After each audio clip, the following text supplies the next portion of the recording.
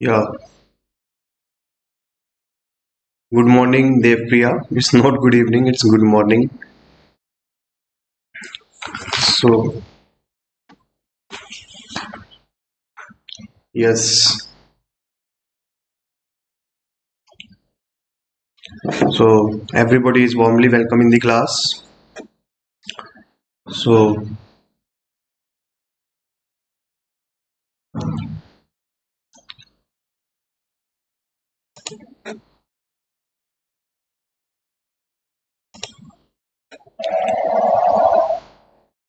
so yeah, no issue, Devapriya. Again, you say good evening. Okay, not issue. So, I think my voice is clear to all of you. Yeah, good morning, Karan.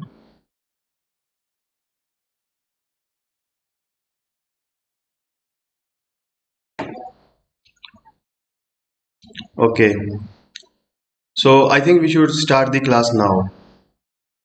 Okay, okay, so we should start the class now. Yeah. First topic of the day is reviving consumptions and investment. As you know, recently finance minister has announced few proposals, and these proposals are aimed to first increase the consumption, second increase the investment. You should know that there are two pillars basically of economy. Economy has two pillars.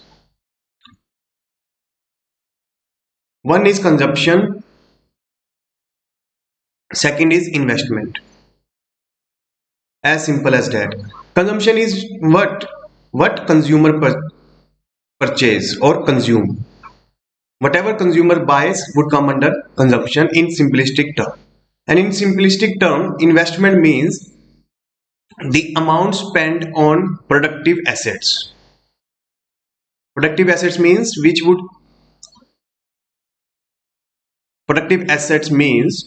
would help to create some goods and services. So it could be land and building, it could be plant, machinery, it could be roads, electricity, transportation vehicles, etc. Whatever helps in creation of goods and services would come under investment. So the two proposals wants to revive consumption, because if you give money in the hands of consumers, they will purchase the goods and services, and if they purchase the goods and services, the producers would incentivize to invest, because they have to meet the demand of the consumers. So they would invest in their factories, and if they invest in factories, they would give employment.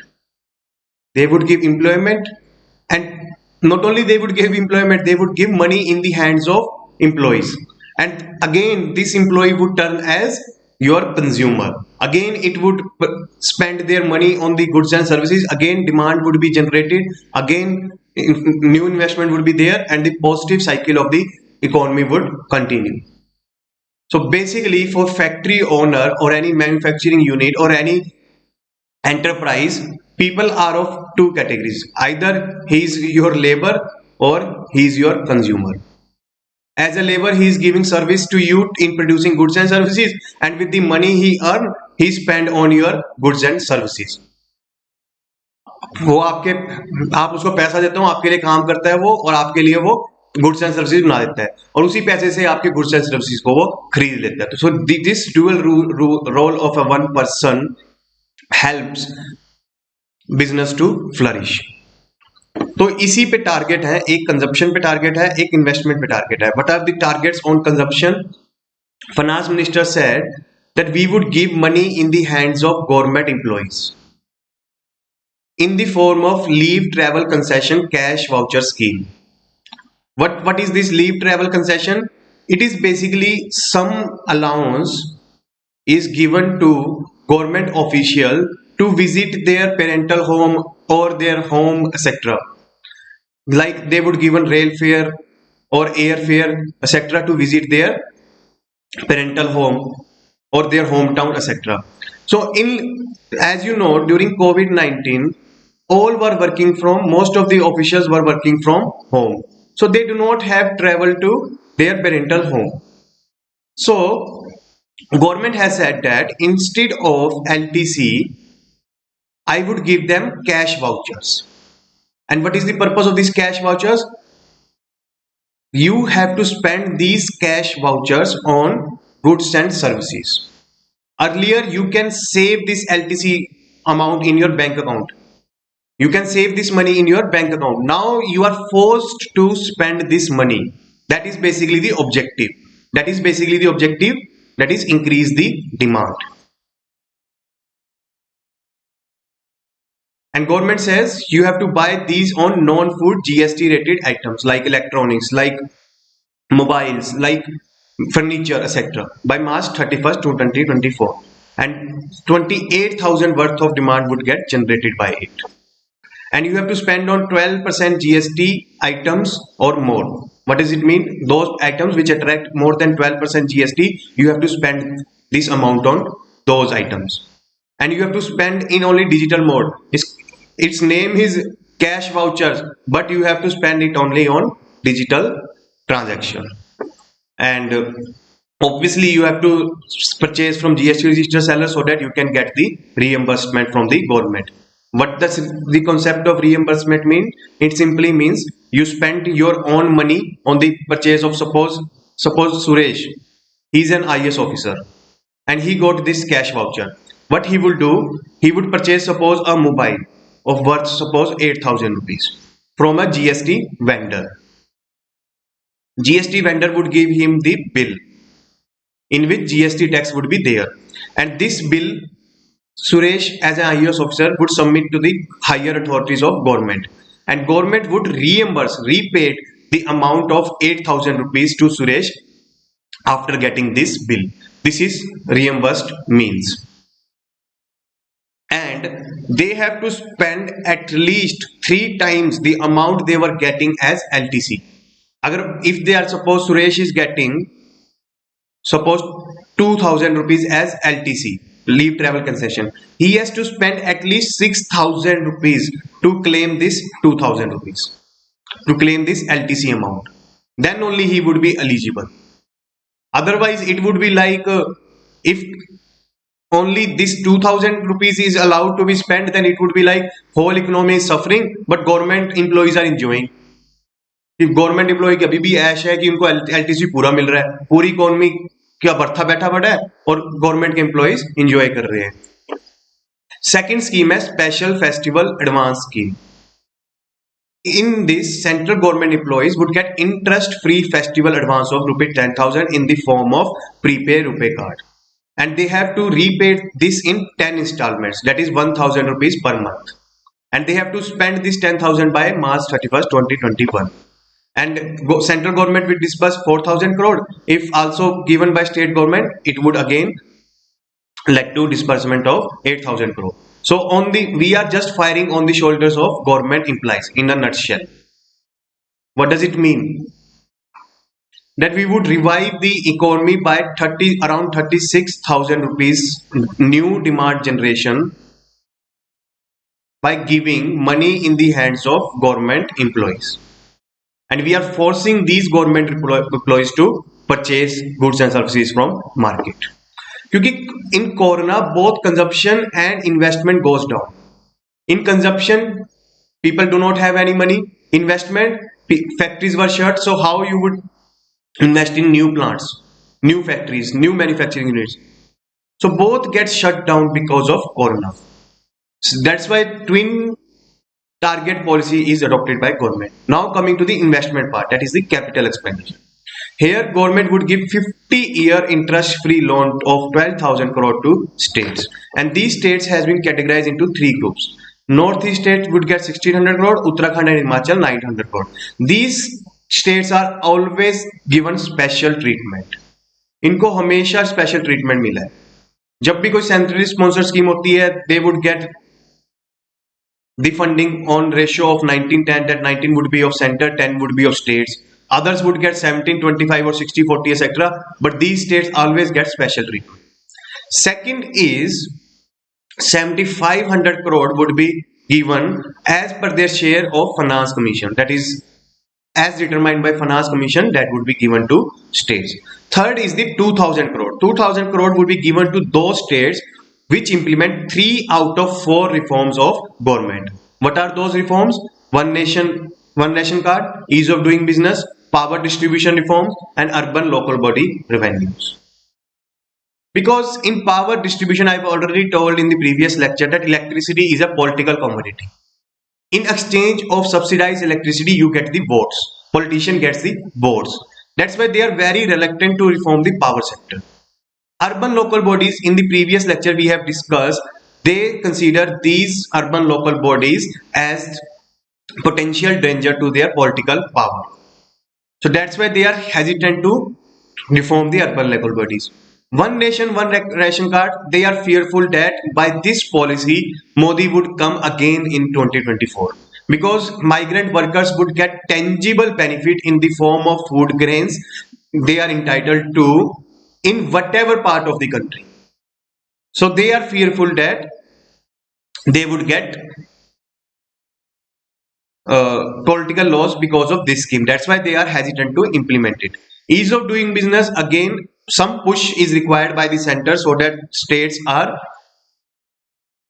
willingly do the easiness in regulation of business. So they can use this money for ongoing projects or even the existing projects. And now what is the critics' views? It would definitely impact the travel and tourism industry. Why? Because of this leave travel concessions, government employees used to travel. They would use hotels, they would use cabs, they would use railways, airports, etc. So travel and tourism industry is already hard hit by COVID-19 because nobody is preferring to travel. So if the government employees are not traveling, then they are going to lose this money. Second, only 20,000 crore worth of demand would be generated. Maybe 36,000, 8,000 crore of you can add of festival advance. So our GDP is around 200 lakh crore. It is less than 0.025% of our GDP. GDP means what? Sum total of income of all individuals. This is known as GDP. So 20,000 crore is just a drop in the big ocean of GDP. So it would not create much impact. So what should be the solutions?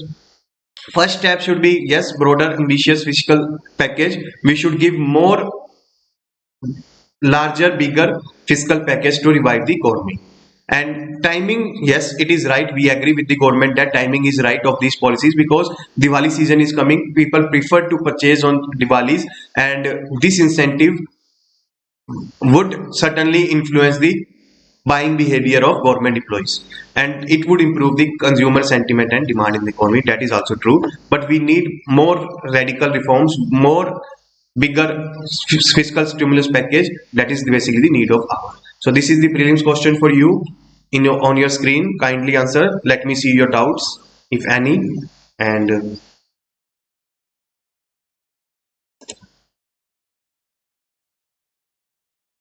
so okay, yes, clear. Yeah, good morning Krush. Good morning Aviral. Good morning Neha. Yeah, government is bearing the cost of cash voucher and receiving tax. Then there is no transaction, no profit or no loss. Whole amount 2,000, 8,000 will get reimbursed.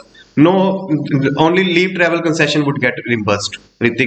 And Aviral is saying the government is taking cash in one form and giving cash in one form and taking tax from other. So yeah, happy morning Rana. So all of you are wished very good morning. So let me clear your doubt. See, government suppose give you 2000 rupees as leave travel concession, but GST it would take around 12%, so it would be around roughly 240 rupees. At maximum on 2000 it would take income tax suppose 10%, so 200 of this, so only 440 rupees has been taken back by the government. Rest 1600 is still with you. ये 1600 रुपए अभी भी आपके पास है. You can spend it on any item of your choice. And government is saying that you have to spend three times of this leave travel concession to get the reimbursement of this 2000. So you would in actual spend around 5600 around. So it would definitely revive the demand, but maybe on a limited manner. Yes, whoever answered the B is the right. Here it is the digital payments, not cash payments. Now coming to the second part, a plea has been filed in by transgenders in Supreme Court, and they have argued that they have not been given any protection from sexual assault. They were saying that Indian Penal Code are highly discriminatory, and they are not mentioning any sexual offenses against transgenders.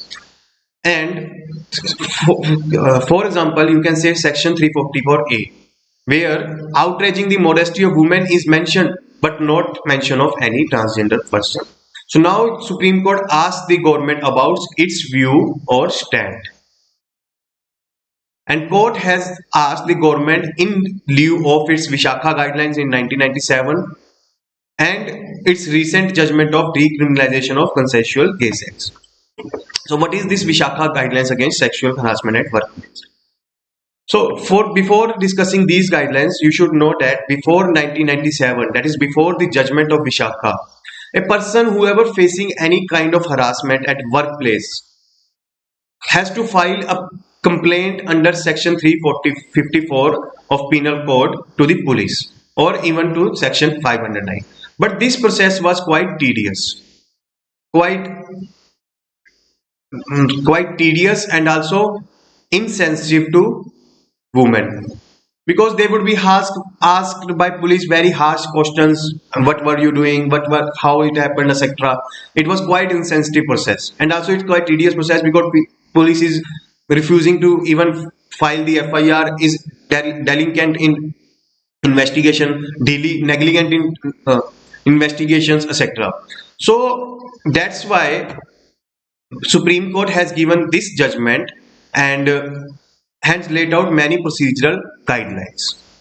So later these Vishakha guidelines were replaced by Sexual Harassment of Women at Workplace Act 2013. This we would read it later in part of our discussion. First we discuss Vishakha guidelines. So what is definition of sexual harassment by Supreme Court? Any unwelcome sexually determined behavior demands from male employees at workplace, any physical contact, remarks, pornography, comments, gestures, rumors, even spreading of rumor about any woman's private relationship also comes under this harassment. And what are these guidelines? It says all the employers, whether it is in public or private sector, they would take appropriate steps, and these appropriate steps include provision of work, leisure, health, hygiene, so that there is no hostile movement towards women. And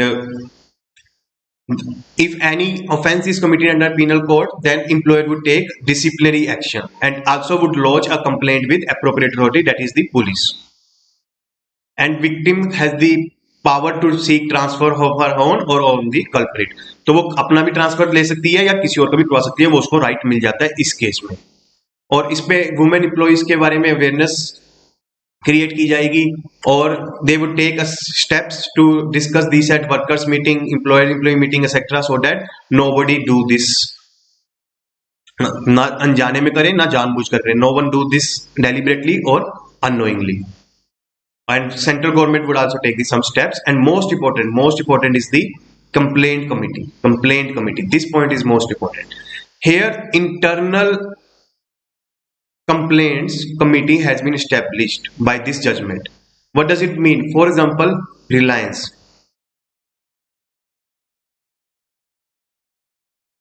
Reliance. Suppose in one of employee is Ramesh. Ramesh has done something harassment of any person, suppose named Ria. All right, and this Ria, instead of going to first to police, can file a complaint to internal complaint committee, and this committee would investigate whether Ramesh has done something or not. If it has done something, then it can recommend Reliance Industry to take disciplinary action against Ramesh. For example, transfer. For example, confiscation of salary. For example, termination of its service.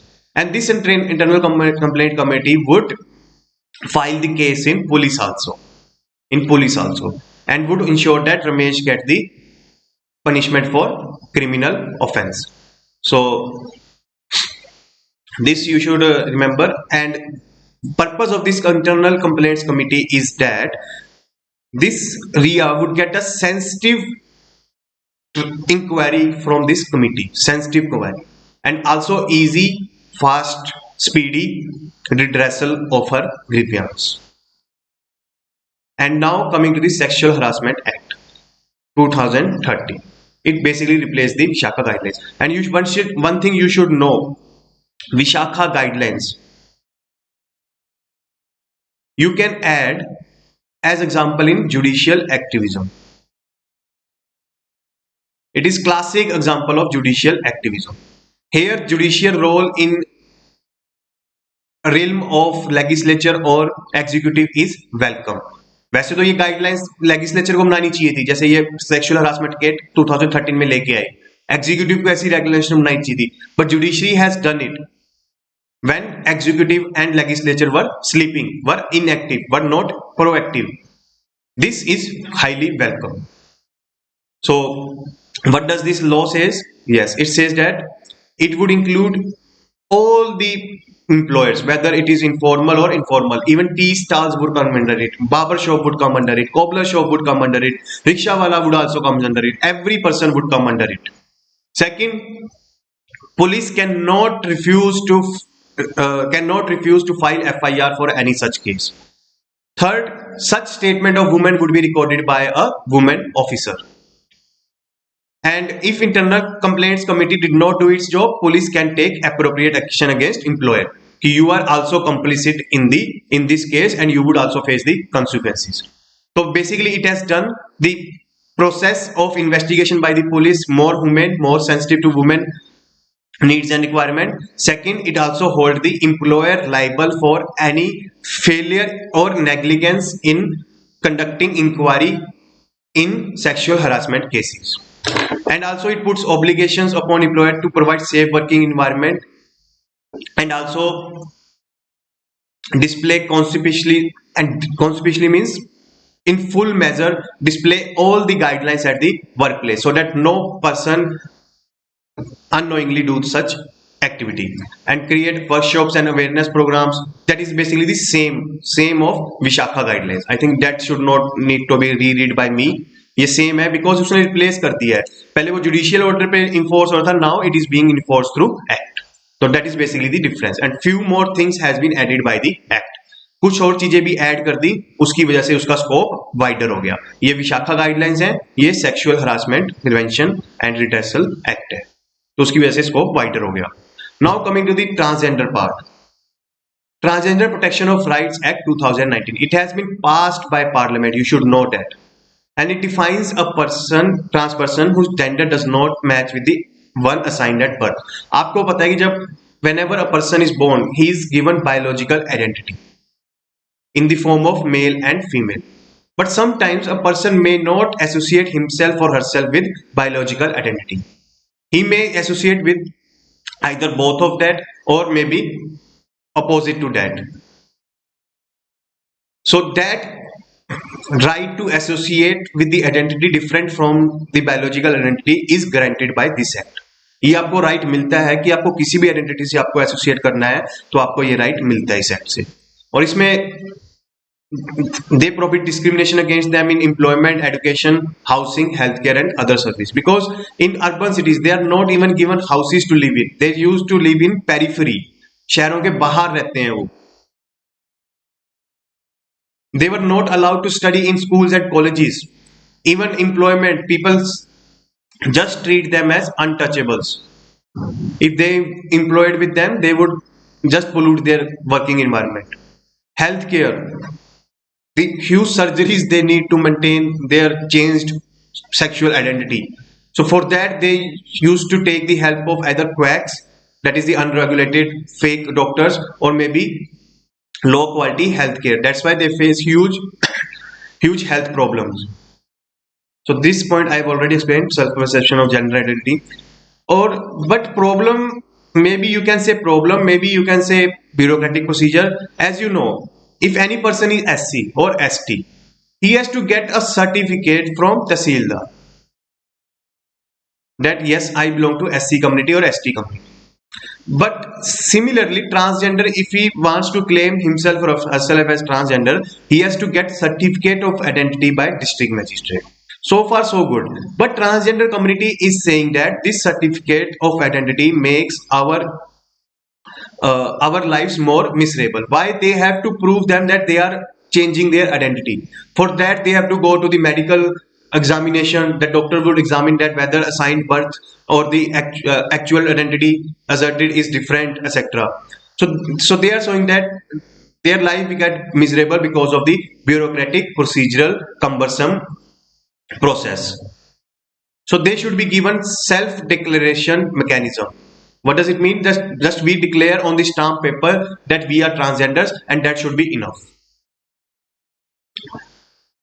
The act also provides that if perceiving himself or herself as gay or lesbian, etc., he should have right to residence with their family.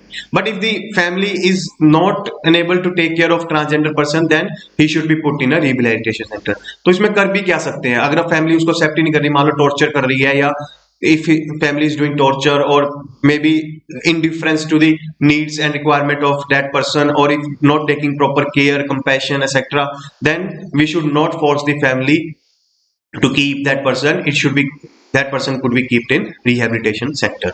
And it recognize following offenses against transgender person: forced or bonded labor, public places denial, for example restaurants, tanks, wells, etc., and removal from household, village, physical, sexual, verbal, emotional और economical abuse.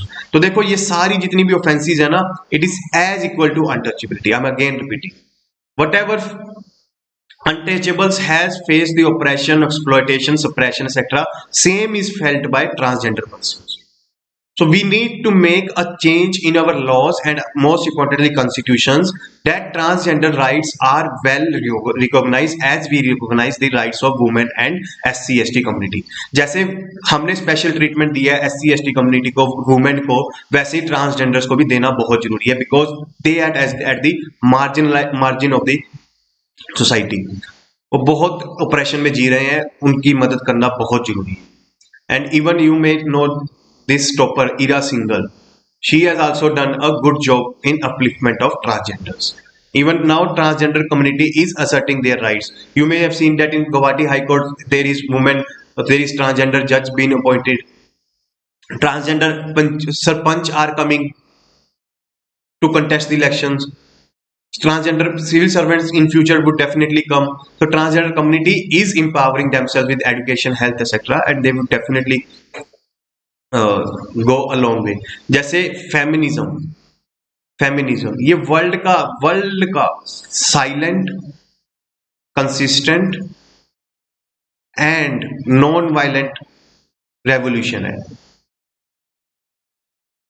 It is this revolution is still undergoing from last 100 years, and it is silent. It is not as much noisy as other revolutions. It is consistent. From last 100 years, women are fighting for their rights, and it is non-violent.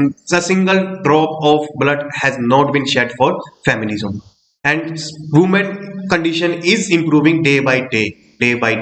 Women condition, and this time it is improving day by day. And you should remember that there is report of this W Economic Forum. In just next 50 years, women would overpower the men. women would overpower the men, because women are more smarter, more intelligent, more wisdomful than men, and they would just reverse the patriarchal society into matriarchal society in next 50 years. In next 50 years, only 50 years are left for the feminist revolution to get completed. अगले 50 सालों में feminist revolution पूरा हो जाएगा and women would get their due role in their society, maybe greater role in society. और इसी तरीके का similar revolution we need for transgender persons, silent, consistent and non-violent. So now this is the prelims question for you. Vishakha guidelines were set of procedure guidelines for use in cases of sexual harassment laid out by union executive, and it casts certain obligation upon you to provide a safe working environment. Let me see your doubts. Okay, NRC का मैं बता दूंगा मैं आपको. Yes, Ritik, I would tell you. I would give you a little bit in brief manner. Okay, storytelling I would do. Conducive national environment, yes, they social stigma, rampant employment, yes, they are facing the same also. So transgender can be SC or ST. Reverse statement is correct, Neelam. SC or ST can be a transgender. How transgender can be SC ST? If person belongs to SC or ST community, he can be a transgender. Yes, it doesn't link to category. Anybody can change his or her gender. Yes. Yes, true. Instead of coercion, they should rely on cooperation and secularism. Yes. Secularism how? Sir, when will be the notes be available of lectures? In the yes, day after tomorrow it would be available. And you can get this Nilaksha in the Telegram group of UPSC guide. Yeah, yes, you are right. You will not get the PDF of last lecture. That would be shared today because I have some busy schedule yesterday, so that's why I'm not able to share the last lecture. So yes, so you are all saying B. Answer is yes, B. Now coming to the Mars opposition. अब Mars में भी opposition party आ गई है. तो ये opposition क्या है? So what is this opposition? It is basically like very simple concept.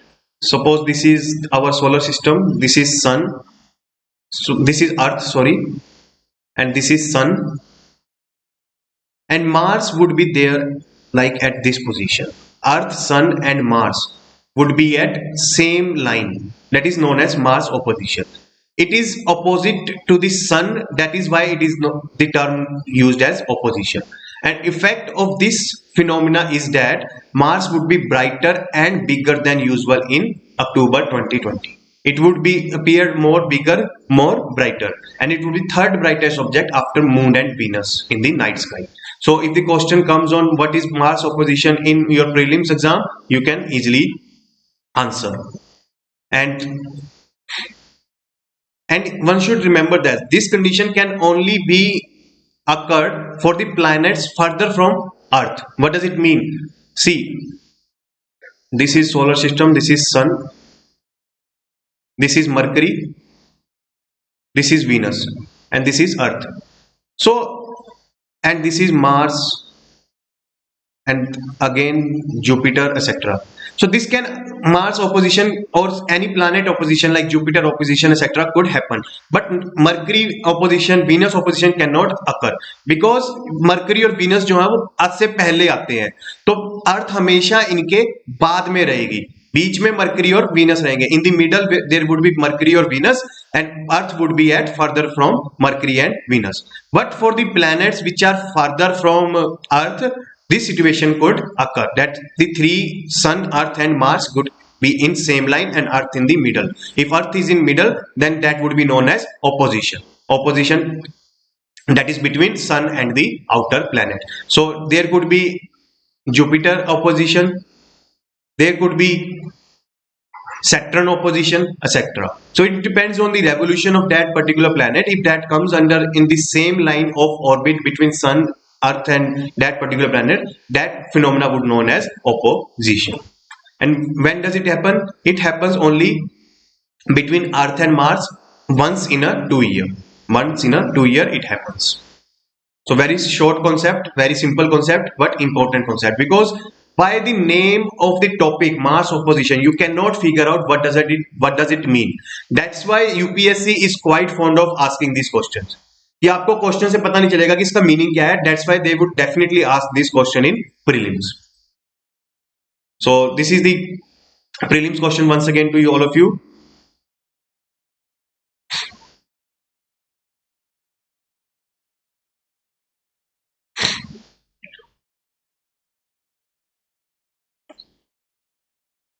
Yes, the next topic is Nobel Prize in Economic Science. So recently Nobel Prize has been given for economics, and it has been given for auction theory. They have improvised the auction theory, that's why they have given the Nobel Prize. And Nobel Prize is basically given for any innovation you do in any source of knowledge body, whether it is science, economics, etc. And purpose is because humanity prosper in the last 5,000 years only because of collective learning. We just learn from each other. Not only we learn from each other, we transfer the knowledge from one person to another and from one generation to another. हमारे पूर्वजों ने आग लगाना सीखा. Our ancestors learned how to lit a fire. We learned it. We transfer it to our children. Then our ancestors learned how to cook. We learn it, and we are just improvising it on how to cook up better and better dishes. Similarly, they used to learn to develop a wheel. We improvise it. They used to learn the making of iron. We have improvised it to make any sort of metal. So that is basically the humanity's prosperity secret. That is why Nobel Prize become important, because it incentivizes the humanity to put its attention, efforts, etc. in more and more development of knowledge, and that knowledge could be shared with humanity, and the humanity could grow further. And now the auction theory get more improvised by the contribution of two economists, Paul Milgrom and Robert Wilson. Both are from USC. What they have said, let me tell you after answering this question, and what I see what you have answered. B. So Ritik is saying, please repeat Mars opposition. Okay, I would appeal. I would repeat it.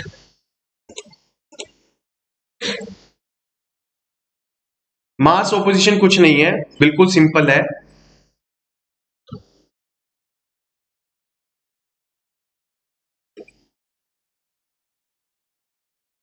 बहुत simple है. यहां पे सन है, बीच में Earth है, and here there is Mars. So both are in the same line. देखो Mars ऐसे घूम रही है सन के खिलाफ, सन के चारों तरफ, और जब वो इस पॉइंट पे होगी, और at the same time earth is also at this point, earth is revolving around the sun like in this orbit, and if earth and Mars at this point and sun is at this point, they are in at the same line. तीनों same line पे हैं, तो इसी को बोलते हैं Mars opposition. और opposition में होने के लिए अर्थ को बीच में होना जरूरी है. अगर यहाँ पे मान लो जुपिटर है, तो then it would be known as Jupiter opposition. यहाँ पे सैटर्न है, तो we would call it as Saturn opposition. If Earth is in middle, sun is at this place, other planet at this place, other place, and all of them are in same line. अगर तीनों एक ही line पे हैं तो उसको हम बोल देते हैं ऑपोजिशन. ऑपोजिशन क्यों बोलते हैं? देखो सन के सामने मार्स है ना, अर्थ के तो दोनों तरफ, एक तरफ सन है, एक तरफ मार्स है, एक प्लैनेट है, लेकिन सन के सामने अपोजिट क्या है? मार्स. तो इसलिए इसको बोलते हैं ऑपोजिशन. तो sun rays would reflect on Mars, so it would be more appear more brighter. और ये अभी इस वक्त क्लोजेस्ट है अर्थ के, मार्स अभी क्लोजेस्ट अर्थ के, तो Mars would appear bigger in size from earth. तो ये इसका फैक्ट है. और ये ऑर्बिट जो ये घूम रहे हैं, कभी मार्स यहाँ पे होगी, कभी मार्स यहाँ पे होगी, कभी मार्स यहाँ पे होगी, मार्स में भी देयर हेयर, अर्थ में भी हेयर देयर हेयर एक्सेट्रा. तो this situation of sun earth mars at one straight line would occur only once in a 2 year, once in a 2 year. That is why it is known as Mars opposition. That is basically the simple concept. Is that clear to all of you?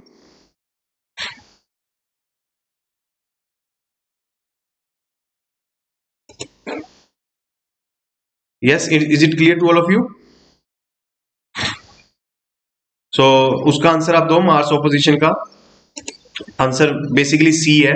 Both statements are correct. So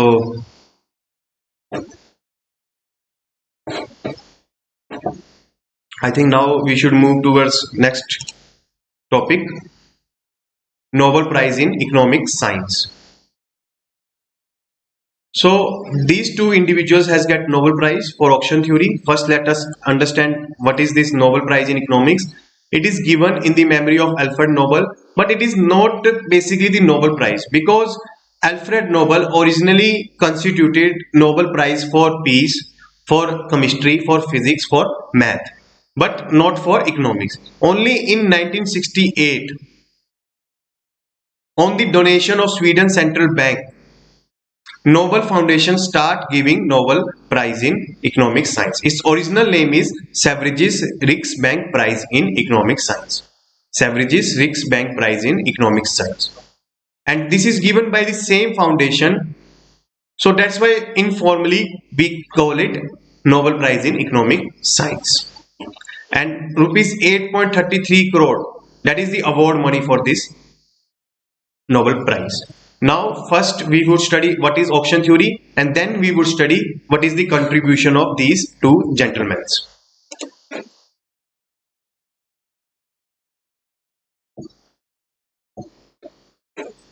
Yeah, let me see. Mars in the middle, Earth and outer planet are lined up with the sun in the middle. Oh yes, true. Answer is A. Sorry, answer is B. Very good. Thank you for correcting me. It shows you are listening properly, and thank you very much.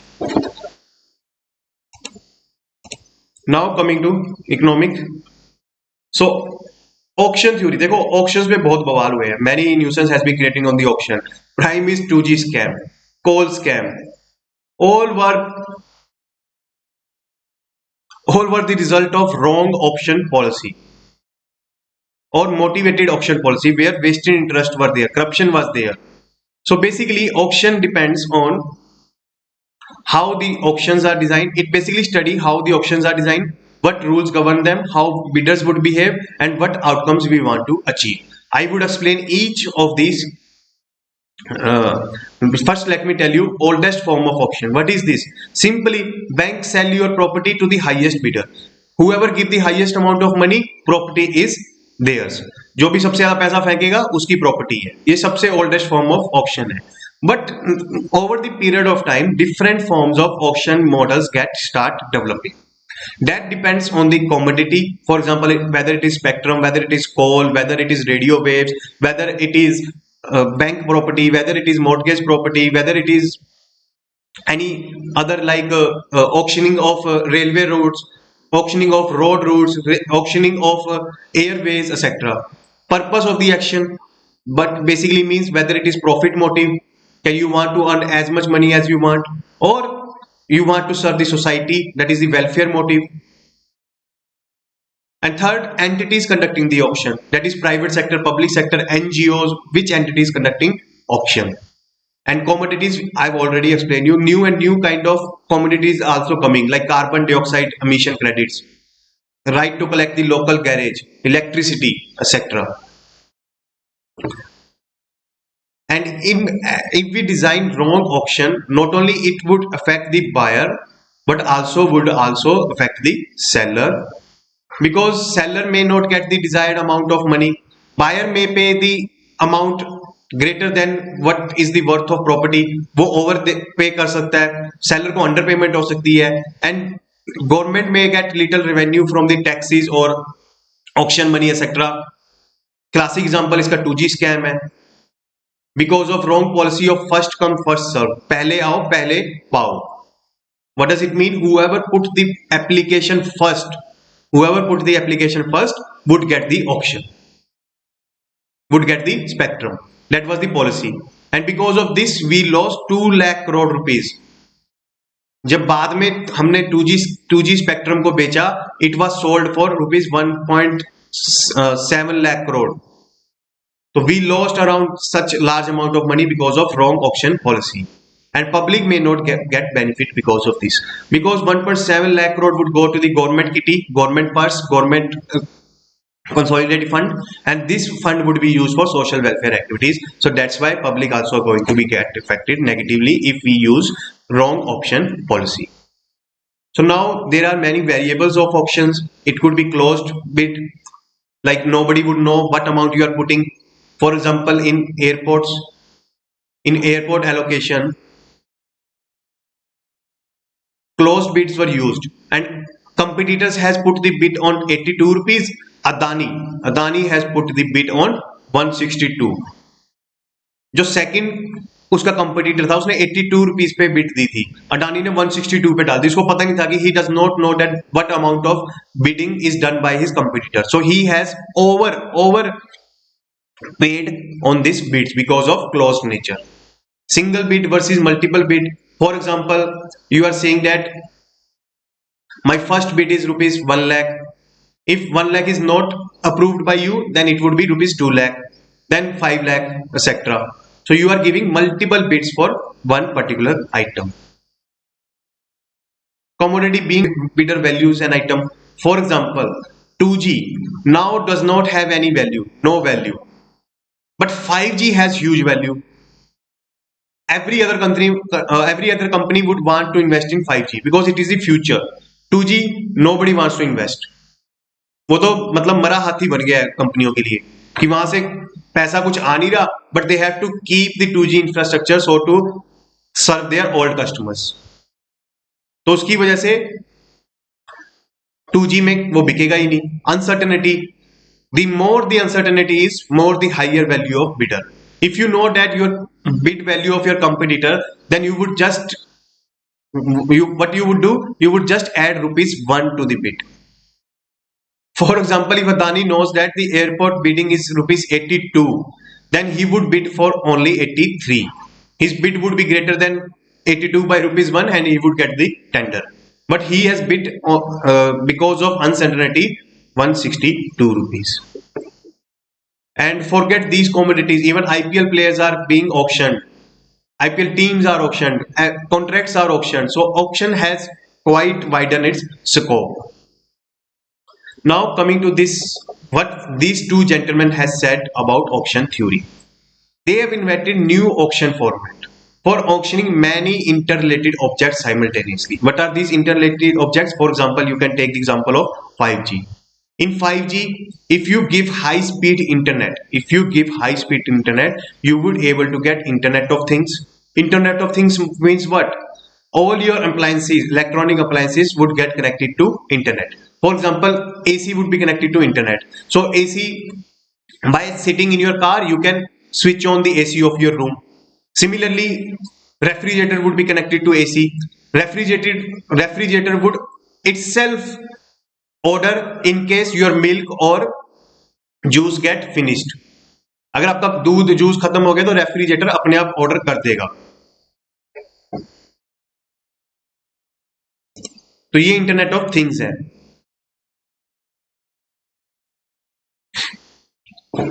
तो दूसरा artificial intelligence. Artificial intelligence means what? By having high powered internet and also analytical abilities, you can analyze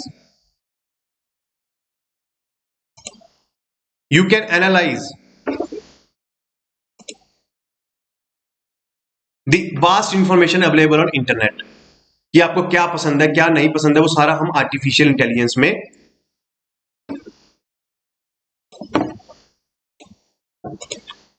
analyse कर सकते हैं. So these kind of interrelated objects can be auction bye there model, और इससे sellers, buyers और tax payer सबको फायदा होगा. And also helps in auctioning goods and services which are difficult to sell in traditional ways because they require more societal benefit than profit motive. For example, you can take example of gas gas blocks. We have discussed in previous class exploration and licensing policy, where it become difficult to sell gas blocks. Also, Wilson theory said that if we do not know anything beforehand, we can still auction the objects. आप इसके लिए example देखो, मान लो कि volume of minerals in one particular field, mine field, we do not know how much coal is there, we do not know how much steel is there, how much gas is there, how much oil is there, we do not know. But we can devise a mathematical formula where we can have a common denominator, and that denominator would be same for all. We do not know what is the value of this denominator, but we know that it would be same for all. For example, if coal is we estimate that coal available is 5 million ton, but in actual 10 million ton coal we actually found. So 10 million ton would be a denominator, and like 10% of it would be go to the government. That would be the auction format. कि जो ज्यादा percentage देगा, जितना भी call मिलेगा mine से, उसको वो माइन फील्ड दे दी जाएगी. इस तरीके से विल्सन ने अपनी थ्योरी डेवलप की है. ऐसे ही गैस में हमें नहीं पता कि कितनी गैस है उसमें से अगर कोई बीडर ये कहेगा कि मैं 5% दूंगा गवर्नमेंट को, कोई कहेगा 7% दूंगा, कोई कहेगा कि 9% दूंगा, कोई कहेगा 11% दूंगा. So what ever the gas amounts he explored from it, he can put it at this common denominator, वो नीचे डिनोमिनेटर में डाल देंगे और उसकी परसेंटेज गवर्नमेंट के पास चली जाएगी. ये बेसिकली उन्होंने डेवलप की है. और विल्सन ने एक बात और बोली है विनर्स कर्स की. उसमें क्या है कि sometimes in order to win an auction, sometimes winners there is tendency to exceed the intrinsic value of true worth of an item. जो उसकी वैल्यू है उससे ज्यादा दे देते हैं. इसका क्लासिक एग्जांपल है IPL, where you would find that many players are being sold out greater than their true value, and you would be thinking why the owners has put so much money for that player because of this winners curse. एक competitive, एक insecurity की एक feeling आती है, उसकी वजह से हम उसको ज्यादा बिट कर जाते हैं. यही winners curse के बारे में उन्होंने बोला है. So this is the interview question. Do you think Nobel Prize for Economics is answer to India's auction of public resources was? अभी अविरल ने एक सवाल पूछा है 2G scam के बारे में. उसमें what was happened in 2G scam? See, there was this spectrum is a limited resource. You cannot have this unlimited amount of bandwidth to deliver the phone mobile service to masses. ये limited है, unlimited नहीं है हमारे पास. So it was decided that this spectrum would be used by private players. Earlier it was only used by BSNL, so now it was decided that it would be given to private players. How it would be given to private players? It was given on the formula of first come first policy. Whoever gives the application first would get this spectrum. Okay, so far so good. There was no problem in that. There was no problem in that. Problem was that A Raja, that then telecom ministers, have a nexus with private players. Like he has said that give me money. What I will do, I would give you date in advance when the opening of such application would happen. कि जब ये application की पहली date आएगी उसी की date मैं आपको पहले दे दूंगा, उसके बदले आप मुझे मनी दो. और what has happened, Reliance, Tata etcetera has send their application well in advance. सबसे पहले उन्होंने ही भेज दी. And because of this they get the spectrum, that is the limited resource. Second, they get at this at throwaway prices, very low prices they get at this spectrum. तो उस time देखो आप, जब ये स्पेक्ट्रम सेल हुए थे, eight that time prices were quite low of SMS and your mobile calls. तब 1 पैसा पर सेकंड पे कॉल हो जाती थी. इन 200-300 रुपीज में you can have unlimited calls. In 50 rupees you can have unlimited SMS. उस टाइम में 10 साल पहले आज से. But this case was put to the Supreme Court. Supreme Court said This first come first serve policy is fast because you have given this license to your favorites. So I am it's tracking down it. What you have to do is auction the 2G spectrum. जो ये limited resource है इसको आपको बेचना है और whoever put the highest bid would get the spectrum. So then auction happened on the Supreme Court order. 1.6 lakh crore government collected by this spectrum auction. और first come first policy पे government ने कितना पैसा लिया था? Only 5000 crore. Only in 5000 crores earlier it sold the spectrum, but by the auction it sold the spectrum by 1.676 lakh crore.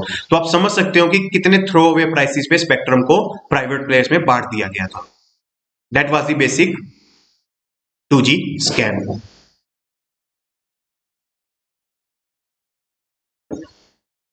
So now coming to the next topic, issue plaguing the banking sector. So various issues are being faced by banks, but we are complacent in our policy circles, whether it is politician, whether it is bureaucrats, whether it is regulator, that is RBI, all are complacent that everything would get okay over the period of time. कि कुछ ज्यादा करने की जरूरत नहीं है, ज्यादा सिरदर्दी मत लो, चलने दो जैसा है. So that was complacency in the public banking sector. Now coming to the condition or the issues that are being faced by banking sector, and this we are getting from the two books of these former heads of RBI, that is Quest for Restoring Financial Stability in India by Viral Acharya, Overdraft Saving the Indian Saver by Urjit Patel. And these books sometimes asked in state PCS exam, whether it is UP, Bihar, etc. These kind of questions are asked in state PCS exam. Which book is written by whom? So what are the problems?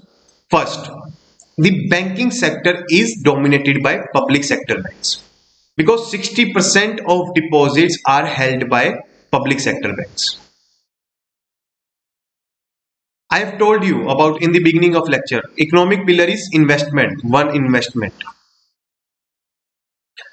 From where the money come for this investment? आपको factories में मशीनें लगानी है, labor को pay करना है, you have to buy the trucks, tractors, etc. From where investment would come? It would come from the part of the income of individual. What is this part? It is known as saving. Every individual do some saving, and this saving is collected. Collected by whom? Banks in the form of fixed deposits, insurance companies in the form of life insurance, in the form of pension funds. And this saving is then given to corporates to invest in their industrial projects or infrastructure projects. So this saving collection is dominated by public sector banks, and public sector banks is in turn controlled by government. So what the point is, saving mobilization and allocation for investment depends on the government of the day. अगर वो मान लो सारी savings is start using for populist measures like loan waivers, like MNREGA wages, etc., then there would be little money available for investment. How the Tata, Birla, Adani, Paytm, Flipkart, etc. would invest if they do not get the money from the banks, and if that money is diverted to the populist schemes of politicians. That is basically the problem. That's why we want private banks, because private banks would work on market principles, profit motive, business practices. They would lend to those business which have the high potential of earning higher amount of money in future. And prospecting companies, the companies which have high probability of earning decent money would get the sufficient money to invest. That is basically the first problem. Second, since these are owned by governments, so there is bureaucratic procedure in giving loans, taking money, etc. These banks are in losses because of that, and for covering these losses, the owner, see, profit and losses are of whom? Profit और loss किसका होता है? Owner का, मालिक का. तो loss को cover करने के लिए ओनर को क्या देना पड़ेगा? पैसा बैंक को. Government as a owner has to give money to banks to recover the losses it has been generated because of its own policy. But problem is it would increase the government debt, that is the fiscal deficit, because government does not have the sufficient amount of money. It would raise the money from market and it would give to the banks. Second problem is taxpayer money may be used Government may raise your taxes and would get money from you and give it to banks. That is also the second problem. Third is regulatory forbearance. Government knows that it cannot take the more money, it cannot raise the taxes because masses would get uh, the people would get offended because of it. So it what it would do, it give pressure to RBI not to take any action against the worst performing banks. जो perform गलत कर रहा है उसके खिलाफ action नहीं मत लो, जैसा है वैसे ही चलते रहने दो. रेगुलेटरी फॉरबियरेंस की वो बात करेंगे. And this regulatory norms for financial stability, what does it mean? देखो, गवर्नमेंट ओनर है, government is also the regulator of public sector banks. So there is conflict of interest, conflict of duty and interest. अगर government regulator है, it is regulating through RBI, it would try to protect his own interest. वो चाहेगा नहीं कि कोई bank fail होए, कोई उसको सबक मिले लॉस होने पर कि वो आगे से सही चले. It would give just pressure to RBI not to take any action against ill conceived policies of banks.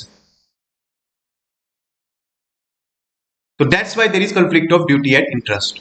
आपको खुद सोच के देखो कि मान लो चौकीदार ही ओनर है, तो वुड चौकीदार, अगर वो वही मालिक है, तो क्या चौकीदार अपने पे बात आने देगा कि मुझसे कोई गलती हो रही है, रात को मैं ठीक से सो नहीं रहा हूं, मैं ठीक से सॉरी जाग नहीं रहा हूं और चोरी पे चोरी होती है, वो अपने पे बात ही नहीं आने देगा. तो यही गवर्नमेंट के साथ हो रहा है कि वो पब्लिक सेक्टर की इल परफॉर्मेंस पे कोई बात ही नहीं आने देगी because it is the regulator. And government is using them as tools for macroeconomic management. Sometimes they use banks to reduce inflation, sometimes they use banks to give loan to farmers at quite a concessional rate that it becomes unprofitable for the banks to lend. So कभी वो women को self help groups के लिए बोलती है, कभी वो micro small industry को मुद्रा योजना में बोलती है कि पैसा दे दो. तो government is just fulfilling its own objective, not of banks. Banks के ऑब्जेक्टिव्स को पूरा नहीं कर रहा वो. जो banks is also an commercial enterprise, banks भी वहां पे प्रॉफिट कमाने के लिए आए हैं, बैंक्स की वो कुछ जरूरतें पूरी नहीं कर रहा. तो that's why it is giving a moral hazard in behaviour of debtors and creditors. Bank को लगता है कि गवर्नमेंट का पैसा है, दे दो जिसको देना है, और क्रेडिटर्स को लगता है कि गवर्नमेंट का पैसा है, मत ही दो. आप देखोगे in many villages they would take the loan in the name of buffalo from banks, and what they would do, they would sell out the buffalo to the other person and they would show to the banks that buffalo has died. वो दिखा देंगे कि भैंस मर गई, असल में वो भैंस किसी और को बेच देंगे और they would not repay the loan amount, और वो लोन पैसा बैंक का नहीं देंगे. तो ये सब हो रहा है. This is the moral hazard in the behaviour of debtors and creditors. और बीएसबी भी गेट कॉम्प्लेसेंट दैट हमारी गवर्नमेंट माई बाप है, वो पैसा हमें दे देगी. Whenever we go into the losses, government would pay us back by the equity money, owners money, so we do not need to improve our performance. But that could not happen in the private banks. Private banks has to be accountable to their owners, that is the shareholders, for their performance. If they are occurring losses, they have to improve their functioning. But PSB does not have these incentives. And also theory of everything. What does it mean? Central bank has to do everything. It has to do banking regulation, it has to do debt management of government, it has to do management of defaults by the Yes Bank, by the PMC Bank, etc. It has to do market regulation, it has to do capital flow measures, that is the foreign exchange. It has to even earn the profits and also to transfer to banks, government also. So many functions are there of RBI. So what does it mean? Jack of all trades, master of none.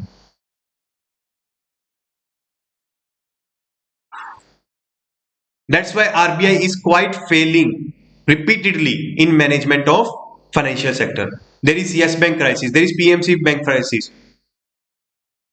there is IDBI crisis, there was ILFS crisis. So RBI is repeatedly failing.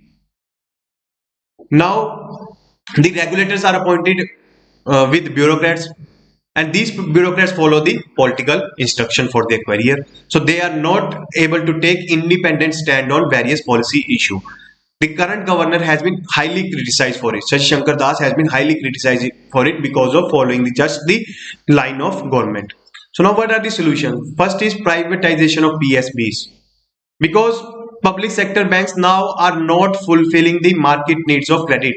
जैसे आपको loan चाहिए for purchasing mobiles, purchasing cars, आपके father को loan चाहिए for purchasing house, आपकी mother को loan चाहिए for education of your their children.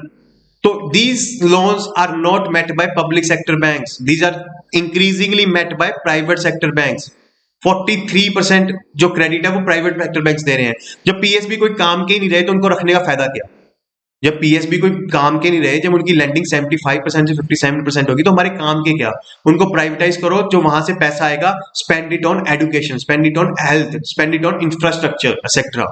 And you already know among the quality of service being offered by SBI Bank and Axis Bank. आप देखो SBI के bank में जाके देखो कितनी शानदार, सॉरी एक्सिस बैंक में जाके देखो कितनी शानदार सर्विस मिलती है. But in SBI bank you do not get the desired service. For simple opening of bank account, they may make you wander here and there for more than 1 week. एक हफ्ता लग जाएगा आपको SBI में अगर bank में खाता खुलवाना है.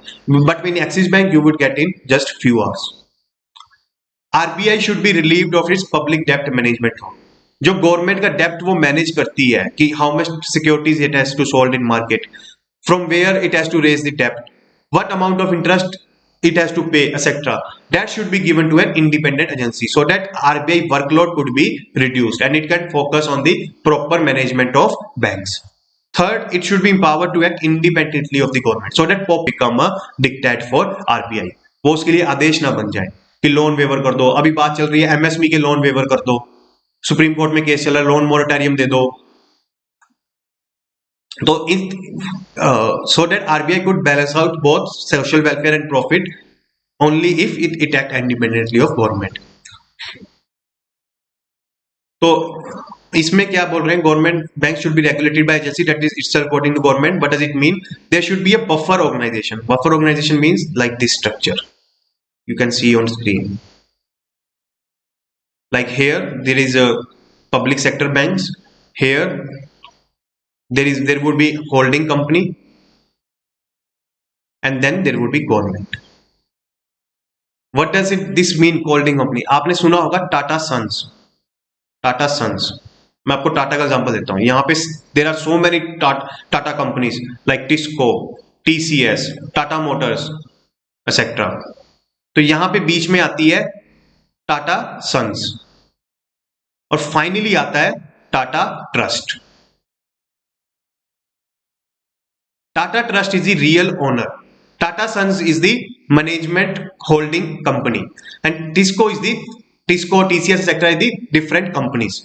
तो टाटा सन्स को कौन मैनेज कर रहा है? N Chandrasekhar Tata. And TISCO sector is being managed by respective CEO of their own company. ऐसे जो 10 पीएसबी के करीब बैंक्स हैं, जो 10 बैंक्स हैं, उनको अपने अपने सीईओ मैनेज करेंगे, but they would be accountable to holding company. That would be supervised, monitored, managed, coordinated etc by holding company, and that holding company, single holding company, would be accountable to government. So same model of Tata Trust we should also follow for the government companies, government banks, so that there could be a buffer zone between government and PSB. तो populist measures जो हैं वो forcefully dictate नहीं होंगे PSB पे. They would be hold more accountable for their performance. They would not be complacent in their functioning. That is basically the reforms. And favorite bureaucrat should not be appointed as head of regulatory institution, and NPA problem should be resolved through a fiscal package because COVID में NPA बहुत बढ़ने वाले. So this is the prelims question.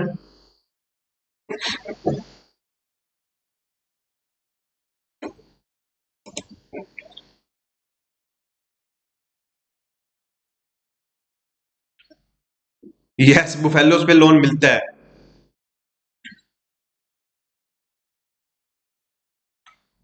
तो चोरी होनी नहीं देंगे. Please explain forbearance again. Okay, I would explain it. Is it stuck? I think now is it working? Tata वाला एग्जांपल चल रहा है. Yes. Ever suppose someone took loan on poultry farming, but sometime later they show bank that their farm burnt and they do not back their loan. Yes, Neha, that is the condition. That is the true condition.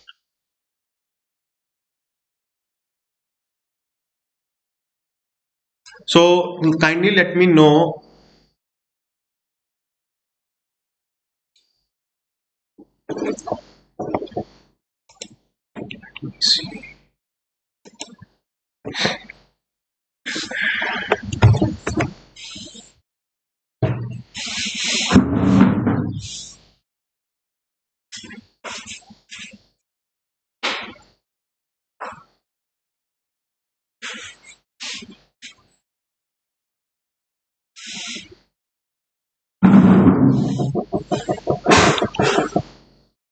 Kindly let me know whether now the connection is good or not. Yes. Yes.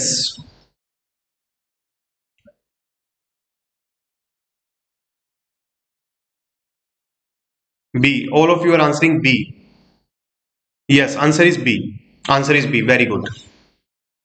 तो I think Neha ने वो doubt तो clear कर दिया. Yes, buffaloes, poultry, even pigs, you can take the loan from government because government is offering loan for allied activities of agriculture. Allied activities क्या होती है कि आप डेयरी फार्मिंग कर रहे हो, आप कैमल रेज कर रहे हो, you are raising poultry, you are raising pigs etcetera, तो वो अलाइड सेक्टर में आता है. तो उसके लिए गवर्नमेंट लोन देती है because it would help in doubling farmers income. कैसे कि मान लो किसी फार्मर के पास 5 एकर्स लैंड है, वहां से वो 1 लाख रुपीज कमा रहा है, and from the raising of buffalo, poultry etcetera, he would earn rupees suppose 30,000 rupees per month, like dairy farming, poultry, etc., beekeeping, fisheries, etc. So for these activities, loan is given. So forbearance का वो है कि देखो माफ करना. forbearance means माफ करना. कहने का मतलब ये है कि गवर्नमेंट जो है वो खुद ही रेगुलेटर है, तो it would put pressure on the regulator that forbid them to forgive them. अगर उन्होंने कुछ गलत किया परफॉर्मेंस में, if they are not functioning in efficient manner, in productive manner, then do not take strict action against them. तो regulator उनके खिलाफ strict action ना ले, इसलिए गवर्नमेंट खुद ही उन रेगुलेटर पे प्रेशर डालने लग जाती है. तो उसी को बोलते हैं हम रेगुलेटरी फॉरबीरेंस. तो now coming to the chapter proceedings. So now Mumbai Police has registered chapter proceedings against Republic Editor-in-Chief Arnab Goswami. And now you may be wondering what is this chapter proceedings. First let me tell you the context. Republic TV reporting of lynching of sadhus in Palghar district and issue of Bandra migrants gathering during lockdown. आपको पता है ना कि lockdown के दौरान how lakhs of migrants get gathered at railway station of Mumbai to go back to their place of origin. So that reporting was, as per police, was given communal color. It was tries to incite enmity between Hindus and Muslims. That is why they have launched this chapter proceedings against Arnab Goswami. Why? What is this chapter proceedings? It is basically a provision in Code of Criminal Procedure where police can obtain a bond from citizen seeking good behavior for period extending up to 3 years. इसका मतलब क्या है कि आपको as a citizen you have to give in writing, on give in writing that I would make sure that I would not create any nuisance for the society, I will not do any offensive act against society. That is basically the purpose. Because police has a fear or suspicion that that person could be a danger to societal peace, societal order, societal security, societal stability. That is why it asks that person to be aware that police is watching you. Police would take action if you do anything wrong to this society's peace and tranquility.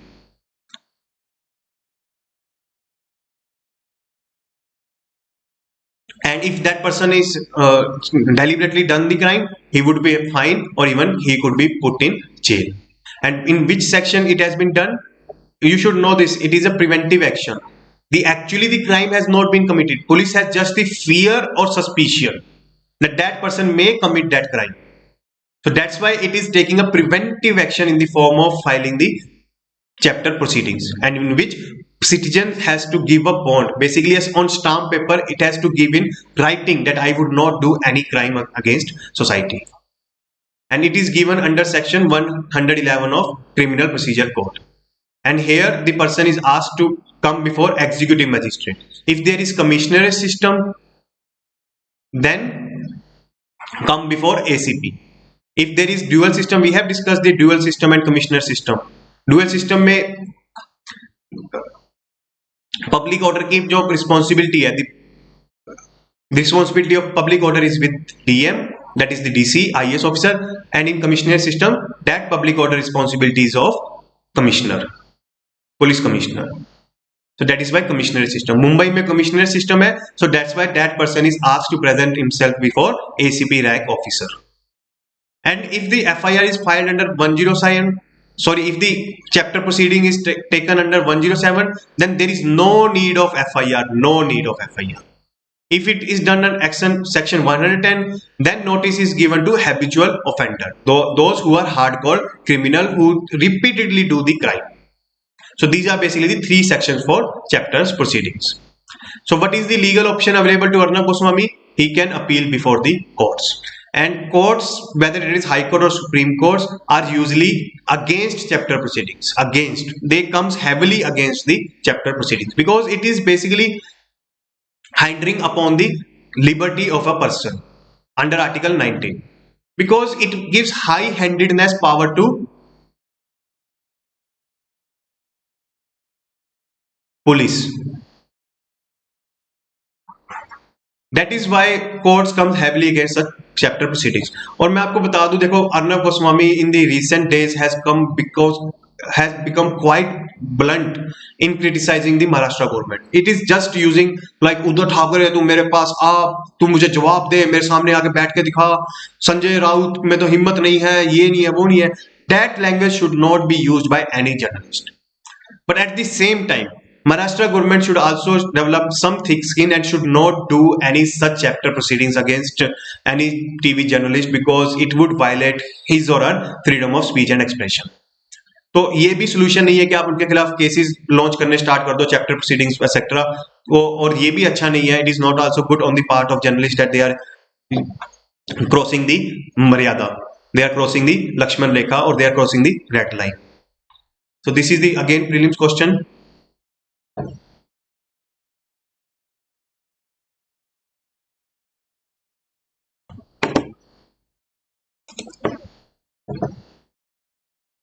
Okay, thank you.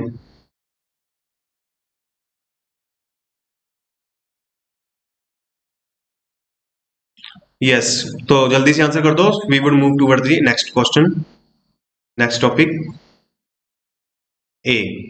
Okay, one answer is there. What about others?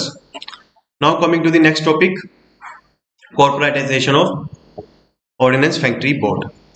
So why this has been news? Because such move of government of corporatizing the Ordnance Factory Board is opposed by trade union. Now what is this Ordnance Factory Board? See, name is board, but it is not an regulator. It is not an regulator. कोई regulator नहीं है, ना ही ये कोई factory है. It is not neither it is regulator nor it is factory.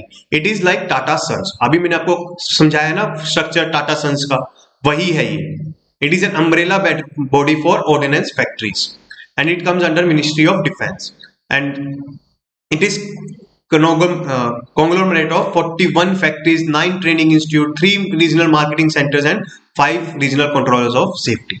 तो इन सभी को ये मैनेज करती है, मैनेज सुपरवाइज करती है कि whether these factories are running optimally or not, whether they are performing well or not, what kind of quality they are producing, whether they are fulfilling the deadlines or not, etc. These kind of activities are done by this board. अगर आपको Tata sons का भी example नहीं समझाया तो Samsung भी वही है. Samsung is also a conglomerate where it manage many verticals, whether it is in TV, whether it is mobile manufacturing unit, whether it is ship building, whether it is software development, whether it is laptop building, whether it is electronics building, etc. Samsung also do the same by having this conglomerate structure. जो आपकी इतनी सारी organisation होती है तब आपको एक organisation चाहिए होती है जो उसको मैनेज करे, जो उसको कोऑर्डिनेट करे. तो इसके हेडक्वार्टर्स कलकत्ता में है. सिग्निफिकेंस क्या है? और एक आप याद रखना, पहली जो हमारी गन पाउडर फैक्ट्री थी that was established by Dutch company in 1712 West Bengal.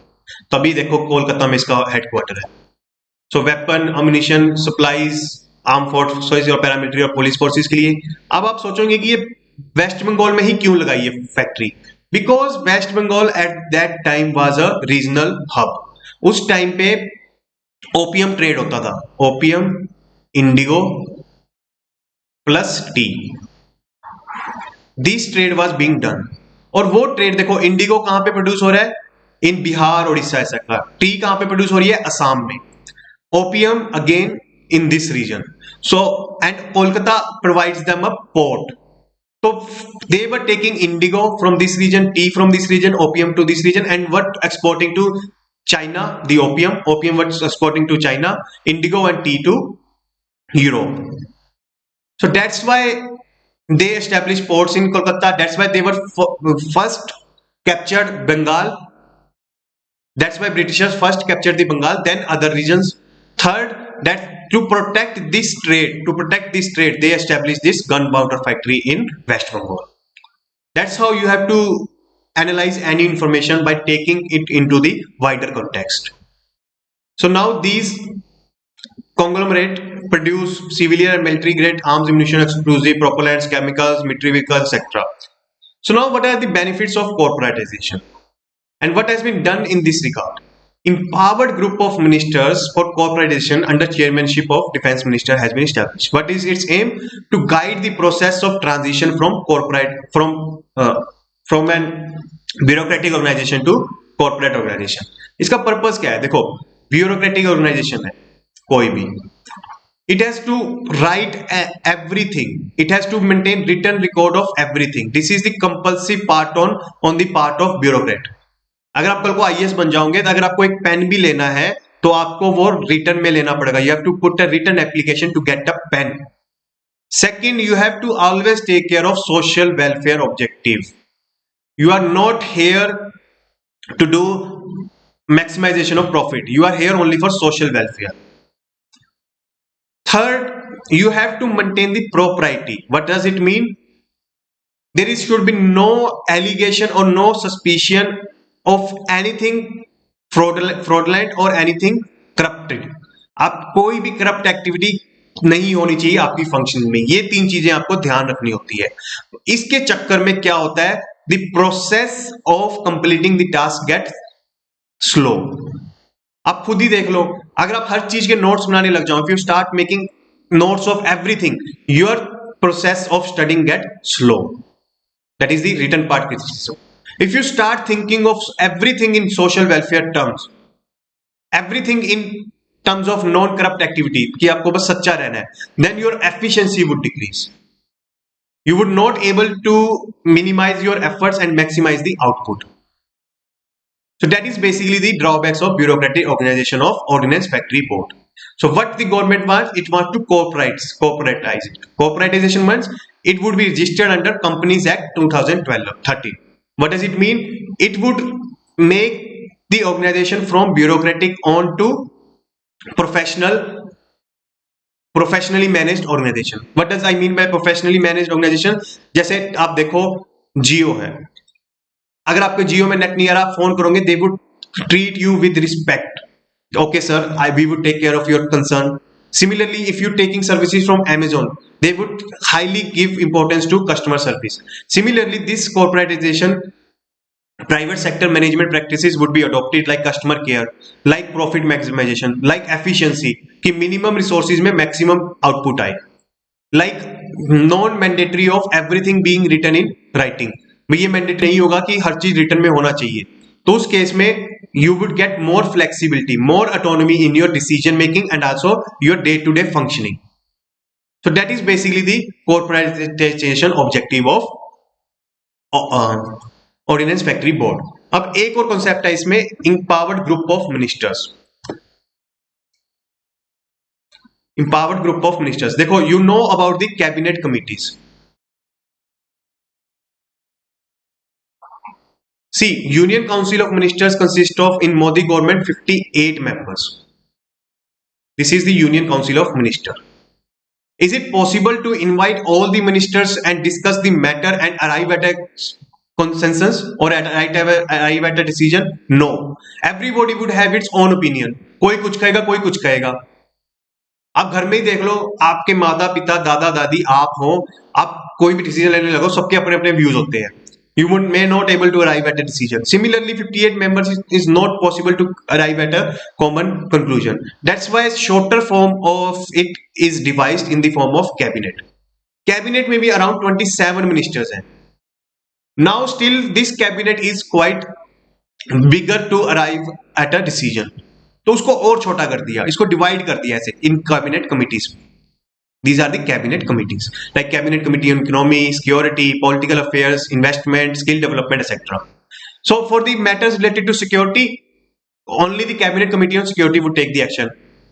कि बालाकोट करना है कि नहीं करना, कारगिल युद्ध लड़ना है कि नहीं लड़ना, उरी अटैक करना है कि नहीं करना, इस तरीके से सिर्फ सिक्योरिटी पे ये वाली कमिटी एक्शन लेगी. ऐसी इकोनॉमी पे whether to approve the new projects of Tesla or Apple or not, what changes should be there in the economic policy or not, that would be taken by the cabinet committee on economy.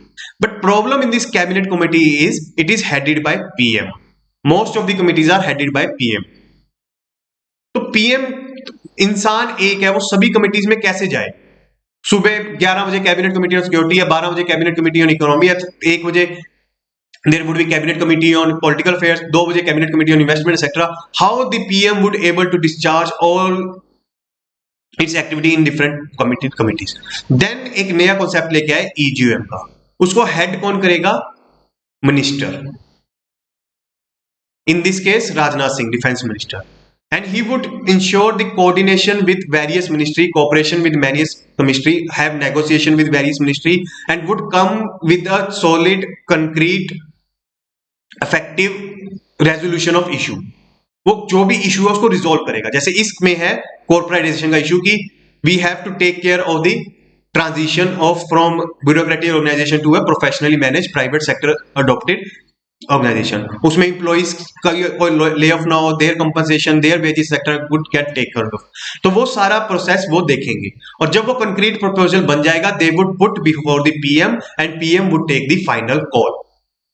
PM फिर final call ले सकेंगे. It is basically the delegation of work. यहाँ पे PM अपना काम दूसरे को transfer कर रहे हैं, क्योंकि पीएम सब काम नहीं कर सकते. अगर मैं आपको बोलूं 11 बजे भी क्लास है, 11 फिर 1 बजे क्लास है, फिर 3 बजे क्लास है, 5 बजे क्लास है, आप पागल हो जाओगे. ऐसे पीएम पागल हो जाएंगे अगर सारी कैबिनेट कमिटीज लगाने लगे. इसलिए इंपावर्ड ग्रुप ऑफ मिनिस्टर्स को बनाया गया है. Now coming to the reason of corporatisation. कुछ रीजन तो मैंने आपको पहले बता दिए. कैग की रिपोर्ट आई है. It is saying that overhead reports, overhead expenses are 33% of total expenses.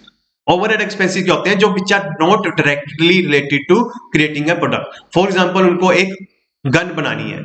Gun बनाने के लिए you need some metal, some plastic, some labour, etcetera. These are the direct expenses. Which is direct expenses are those which are required for production of a product.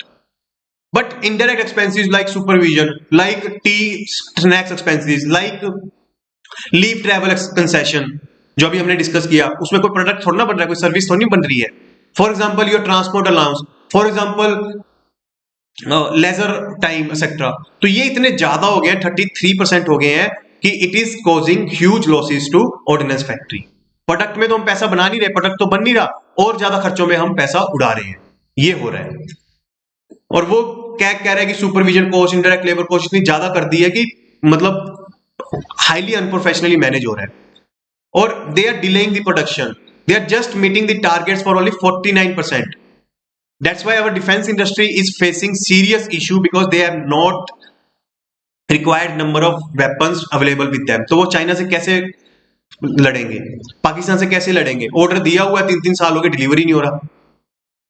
Think of yourself, when you order on Amazon, if it's saying that it would be delivered in 2 days, but it got delivered in suppose in 4 days, you got frustrated, you got very stressed. So think about defense. 50% of orders are not met on deadlines. So how much frustration they are facing. And next is inventory. Inventory is the basically the raw material stock. Stock खरीद लेते हैं, raw material खरीद लेते हैं, और एक साल तक यूज ही नहीं करते उसको. Take the example of your home. If you purchase suppose aloo, tamatar, onion, tomatoes, etcetera, and you do not use it for 1 month, what would happen? All these raw material of these vegetable would get waste. Similarly, inventories are also getting waste. Secondly, your money get blocked in this inventory. अगर आप आलू टमाटर मान लो 50-50 kilo ले आए, आपकी income वहां पे ब्लॉक हो गई। इसकी बजाय आप आधा किलो लेके आते और बाकी के पैसे आप अपनी पढ़ाई पे खर्च करते, कोई टैबलेट खरीद लेते, कोई एप्पल का फोन खरीद लेते, etcetera etcetera. So also for improving economy, accountability and efficiency, ordnance applies में जरूरी है कि भी कॉर्पोरेटाइज करें। तो बेसिकली डर क्या है? देखो, डर तो सिर्फ जॉब लॉस का ही है। फर्स्ट इज जॉब लॉस, कि प्राइवेटाइजेशन हो जाएगा, in future they would privatise it and there would be job loss of government employees. Second है कि new corporate entities would not be able to survive the unique environment of defence. How? Because defence sector is quite peculiar, quite strange, because government is here producer, it is producing the goods and services, it is also the consumer, it is also the intermediary, dalal bhi hai wo, when it act as a broker for having deals with foreign countries. For example, French government act as an intermediary between government of India and Rafale. Fourth, regulator bhi hai, it specify the terms and conditions for producing the, this is why private sector may face huge difficulty. Why? Because they are dependent on government, either as consumer, either as an intermediary, as either on regulator. So they have to lobby hugely, they have to pay huge bribes to get the favorable policy regulations. So that's why they may not able to survive in this defense market. So what should be way forward?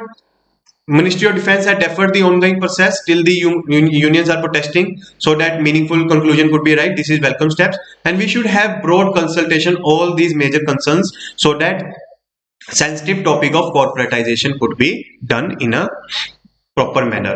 And there should be roadmap also, so to have transition from a bureaucratic organization to a professionally managed private sector practices adopted organization. So this is the prelims question. Let me see your doubts.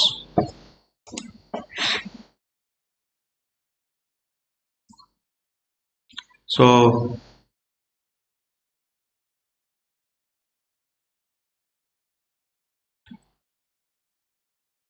yes, because he spoke Gandhi family also. Gandhi family में तो वो शुरू से बोलता आ रहा है. So these Gandhi families are quite liberal. If there is Indira Gandhi, she must have taken a strong action against him. Dual system, please tell. But Republic is BSc. I don't know what you mean by BSc. Backed up by BJP. So how come this happening to him? Because Karan, this happened to him because Maharashtra government is ruled by Shiv Sena government, which has support of Congress and NCP, and police comes under Maharashtra government. That's why it happens to on this happens to Republic TV. Now, what is ordnance factory? So ordnance factory is basically factory which produce armaments, ammunitions, etc. for defense forces. जो guns बनती हैं, जो weapons बनते हैं, these are all produced by ordnance factory. So Matton discuss in his bureaucracy. Not Matton, it is this Weber. Weber in public administration discuss it in his bureaucracy. Leads to creating follower rather than leader. So yes, I think dual system मैंने पिछले lecture में अच्छे से explain किया था उसको. So okay, you have answer B. C भी मैं ब्रीफ में दोबारा बता देता हूँ आपको.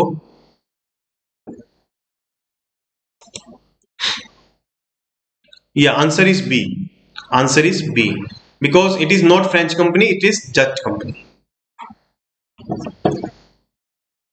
तो डुअल सिस्टम में थोड़ा एक्सप्लेन कर देता हूं आपको. देखो, थोड़ा टाइम ना लग जाए. डुअल सिस्टम, देखो दो तरह के सिस्टम होते हैं. There are two kind of system. First is police commissioner system and second is ordinary system, जो ट्रेडिशनल सिस्टम है. In traditional system DM, here SP.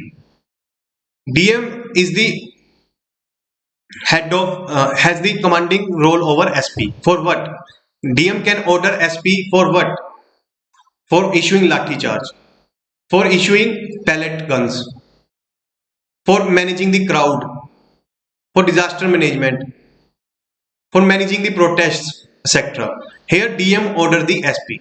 But in commissioner system, it is the commissioner, that is the IPS officer, who order to do management of any problem in public order. That is basically the dual system. So in Delhi, in Mumbai, in Kolkata, this commissioner system is followed. In rest of India, traditional system is followed. Objective is of traditional system that DM would act as buffer zone between politician and police. So DM would take or absorb the pressure from the politicians and would not let the SP to demoralize himself, so that SP could act in an autonomous manner.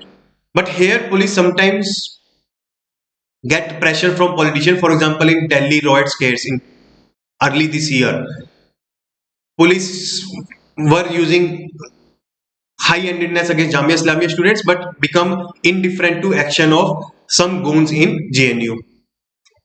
So that's why here political pressure it was not able to resist. But advantage here is commissioner system. The response to public order is quick. Here you can take a quick response to any problem being created in public order. Next is Haryana allows MLAs to use flag on official and personal vehicles.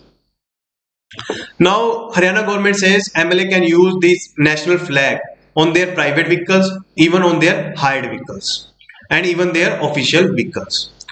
The reason is that they would say that MLA would get due recognition in public. कि भाई वो नेताजी आ गए हैं, इनको सम्मान दो, इज्जत दो, so give them honor, status, respect, etc. They said that we are humiliated at all pleasure, we have to prove our identity. By this flag, we can show that we are MLAs, do not ask for any money from us. Or as per protocol, MLA is equal to rank of Chief Secretary. So how national flag is used in motor cars? It is only so far used for foreign dignitary travels in a car provided by government, where national flag will be flown on the right side of the car and flag of the foreign country will flown on the left side of the car. And now we would discuss flag code of India. This could be asked in prelims. Whenever this word code is there, code means compilation. Different laws get compiled, get collected at one place. This is what is known as flag code. इसी तरीके से जब whenever we use the word labor code, it means all the regulations, all the laws, provisions, etc. get accumulated, get collected at one place. That place is known as labor code. एक किताब में हमने ये सारा इकट्ठा कर दिया, उसको बोलते हैं फ्लैग कोड. जैसे आप नोट्स बनाते हो, मान लो आपने लक्ष्मीकांत से, डीडी वासु से, आपने करंट अफेयर से, सबसे जगह एक कलेक्ट कर लिए सभी इंफॉर्मेशन और एक जगह अपनी नोटबुक में लिख ली, तो उसको बोलेंगे कोड. और ये कोड रूल्स गवर्न करता है to be used of national flag by citizens, private educational institute. और किसी को कोई रिस्ट्रिक्शन नहीं है नेशनल फ्लैग को डिस्प्ले करने में. You have freedom to use national flag, but there are some rules you have to follow. You can't use national flag for commercial purpose, not to salute any person, not as part of costume or uniform, not as embroidery or printedness, not to lettering of any kind, not to be receptacle for receiving, delivering, holding or carrying anything, not intentionally displayed with saffron round, or is to cover a speaker desk. अगर आप insult करते हो, if you burns it, mutilate it, defecate it, disfigure it, destroy it, you would can get a jail term of 3 years. This is very simple topic. We would move forward to the next topic. यह analytical topic है next हमारा. That is the functioning of our apex legislature. So Modi government functioning has shown that they do not care about legislature. They do not care about. They just want to take the decision and want to implement it at any cost. If they are saying that we are Nirnayakari government, we are decision making government, true, but they do not want to consult or even invite constructive criticism on their decision. तो उस पे वो कोई feedback नहीं चाहते, और वो यहाँ पे दिख रहा है कि Lok Sabha and Rajya Sabha has become quite useless for the Indian democracy. They are not able to play their role. How? Very less bills are being referred to parliamentary committees. In 14 and 15 Lok Sabha, 60 to 70% of bill are referred to parliamentary committees. And you know, in parliamentary committees, apolitical debate is there, apolitical, where on the genuine matters they discuss the issue, genuine reason पे वो discuss करते हैं, apolitical, कोई उनका political stand नहीं होता. But in 16th Lok Sabha, 27% only bills are given to parliamentary committees. Reason? Because Modi government thinks it would increase the time of passing the bill. They want to pass the bill as fast as they can. और यही इनकी problem है कि कुछ पास करते हुए सोचते नहीं है, फिर बाद में उनका खामियाजा भुगतना पड़ता है जनता को. और लास्ट बिल जो रेफर हुआ था वो था लैंड एक्विजिशन बिल, और 370 इतना बड़ा रिफॉर्म तो बिना किसी हाउस पे जाए ही पास कर दिया, without even giving to any parliamentary committee. Such a big radical reform has been passed. Now central government is deliberately using its majority in both house of pound to stifle the voice of opposition in both houses. How? कि जब भी opposition होता नहीं है house में, वो bill pass कर देते हैं, उनको नहीं फर्क पड़ता कि opposition आए या ना पाए. For example farm bills, for example labour code bills, they are being passed without hardly any discussion, hardly any opposition member present in house. They have just passed the bill.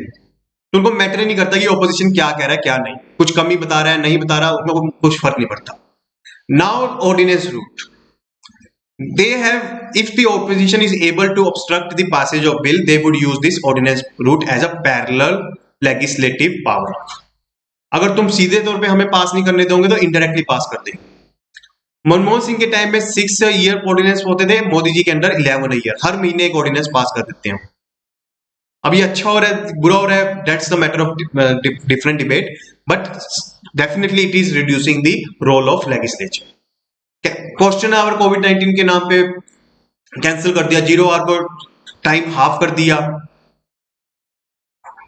Question our को abolish कर दिया.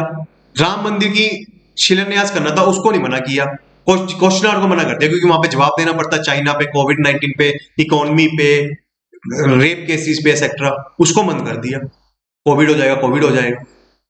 Money bill scam, आपको पता है by speaker can certify any bill as money bill. Speaker सिर्फ उस पर sign कर दे और बोल दे कि ये मनी बिल है, वो मनी बिल मान लेंगे. And what is the purpose of signing this as money bill?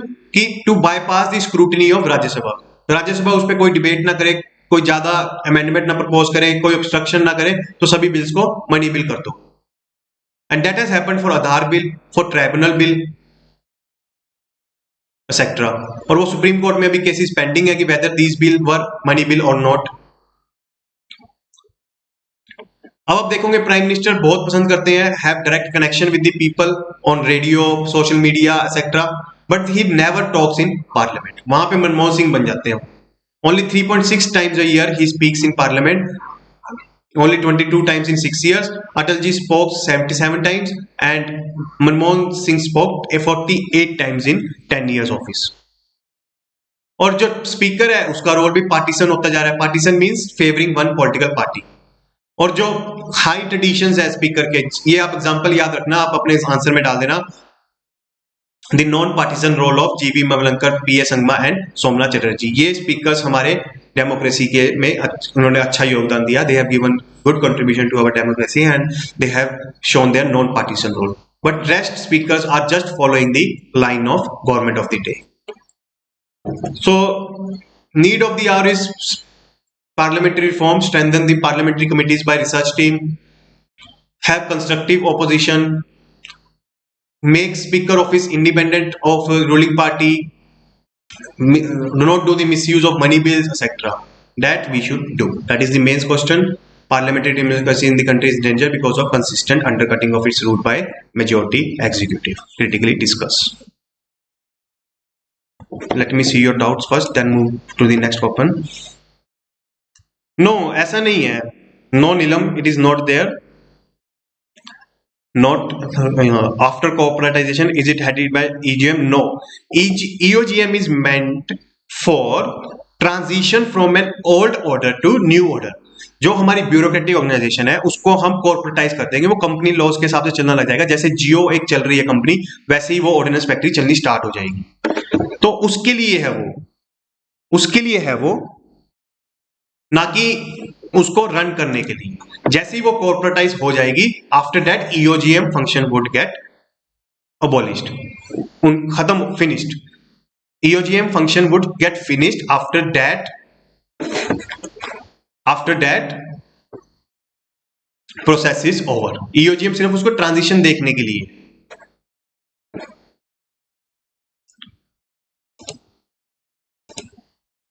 Now what is this aquaponics technique? Center for Development of Advanced Computing Mohali has developed this। और ये जो टेक्निक होती है ना एग्रीकल्चर की, ये यूपीएससी की बड़ी फेवरेट है। This is the hot favourite of UPSC. They do ask in prelims also and also in mains. So what is this aquaponics technique?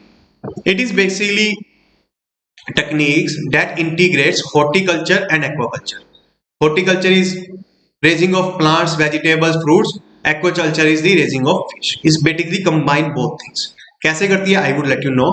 First, I will tell you it got funding from Ministry of Electronics and Technology and it has advanced sensors and automatic controls. तो इसमें क्या है कि we would raise fish in tanks and also there would be soilless plant culture, that is hydroponics. उसको hydroponics बोलते हैं और raising fish in tanks को हम aquaculture बोलते हैं। तो aqua plus ponics, aquaponics. So how it work? तो आप इसको देखो, ये आप फिगर देखो, इस तरीके से वो काम करती है। Fish release ammonia from its waste and this ammonia is transferred from this water tank to this tap and from this tap water is being released alongside ammonia।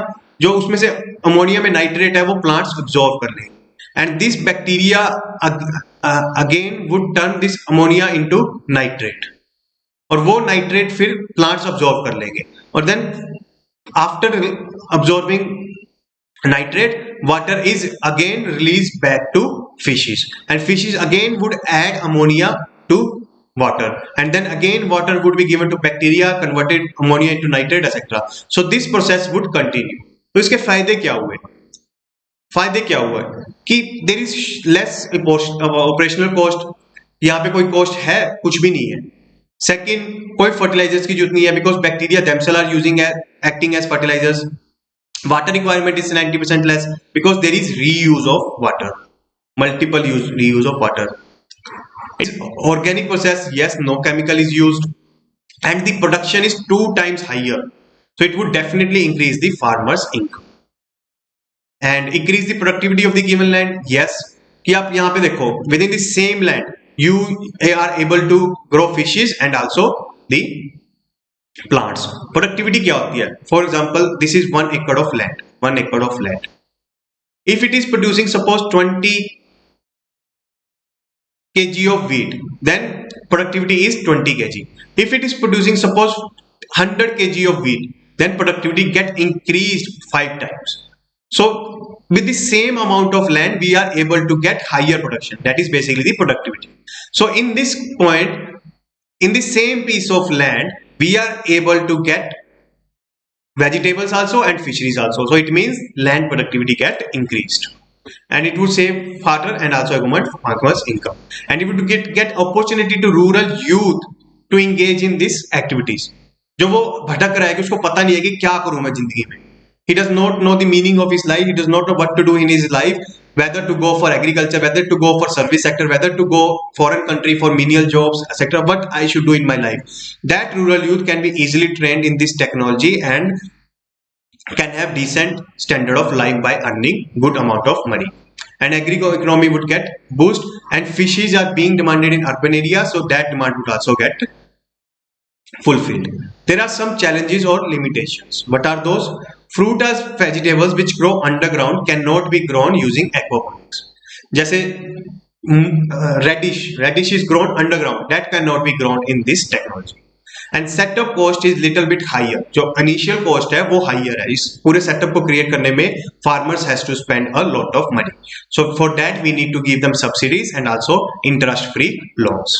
so this is the prelims question, kindly answer, then we move towards the next part।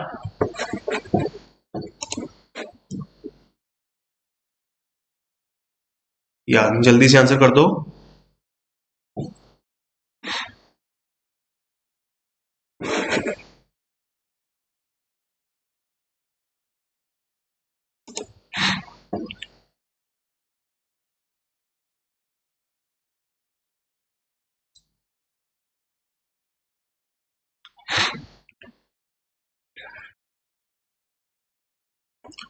Coming to the next project, that is STARS project.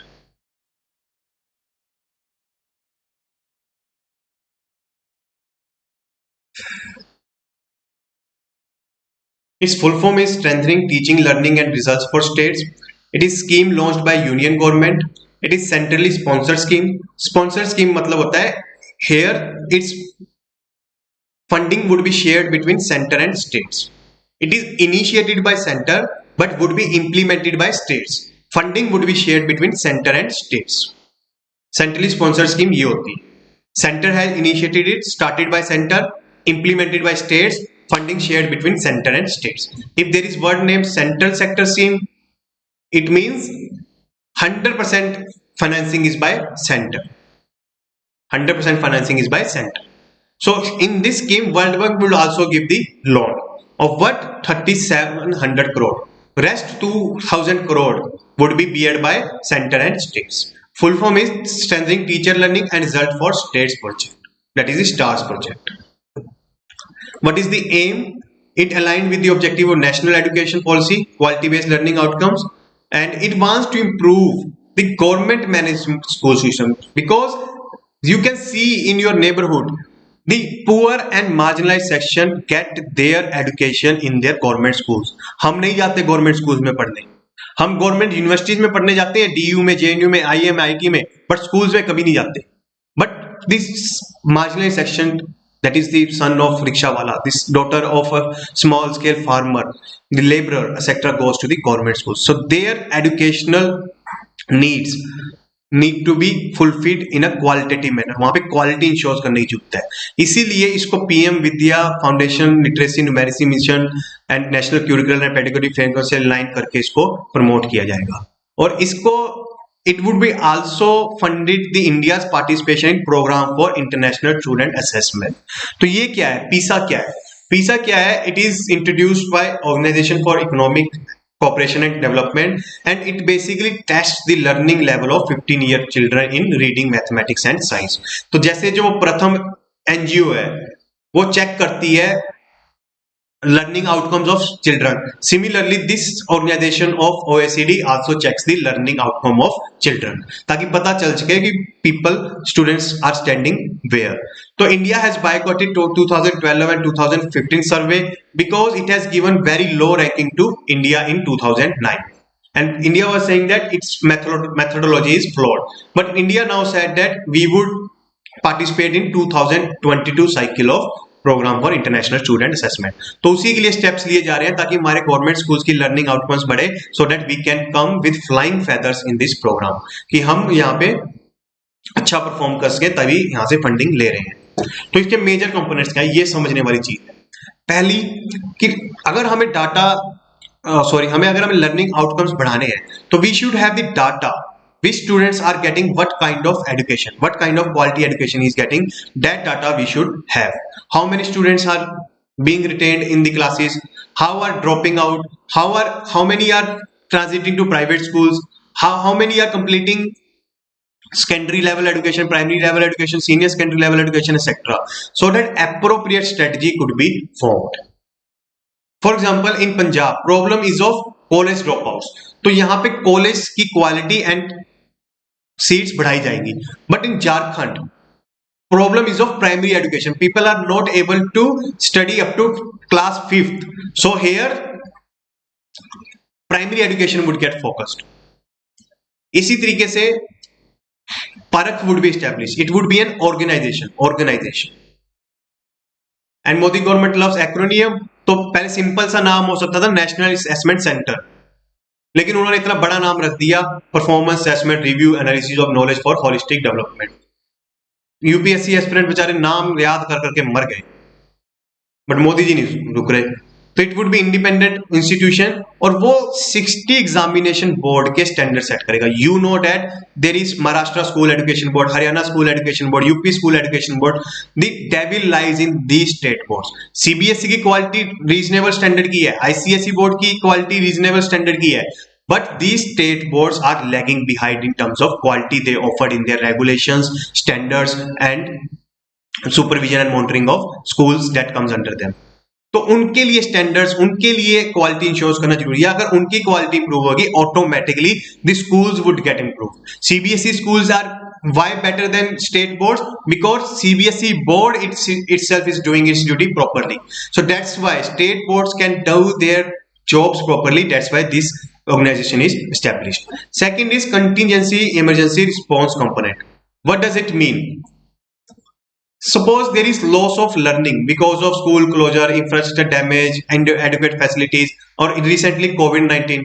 Because of this, nobody is able to read properly online, etc. They do not have the digital gadgets to access the education, etc. So if any such happen, any such activity being happened, then there would be a fund, dedicated fund, from where money could be instantly released. एक तुरंत release कर दी जाएगी ताकि फटाफट से classes को smart classes बना दिया जाए, फटाफट डिजिटल इंफ्रास्ट्रक्चर क्रिएट किया जाए, in fast manner teachers are appointed, infrastructure is developed, etc. so that the valuable time of pupils do not get wasted. तो ये एक अच्छा solution है, this rapid financing, etc. And at the state level 6 states would get focused: Himachal, Rajasthan, Madhya Pradesh, Maharashtra, Kerala and Orissa. तो इन a nutshell हम features को क्या summarise कर सकते हैं? It would promote access and retention, educational entitlement, quality intervention, teacher education training, gender and equity, inclusive education, upgradation of learning environment. Basically these are the objectives or features of this scheme. So way forward, yes, we should make our public school system more better so that education for all could be ensured and we would have a learning outcome so that for the future jobs could be prepared. So this is the prelims question. I think one topic is left, जल्दी से answer कर दो, फिर उसके बाद जितना time होएगा we would discuss the CNRC.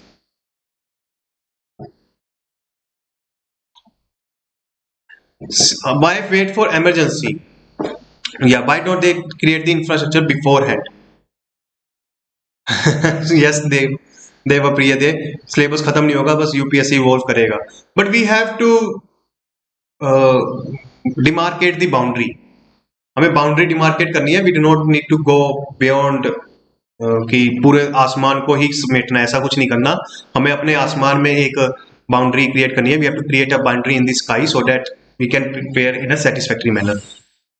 वो मैंने पहले ही बताया कि UPSC में कभी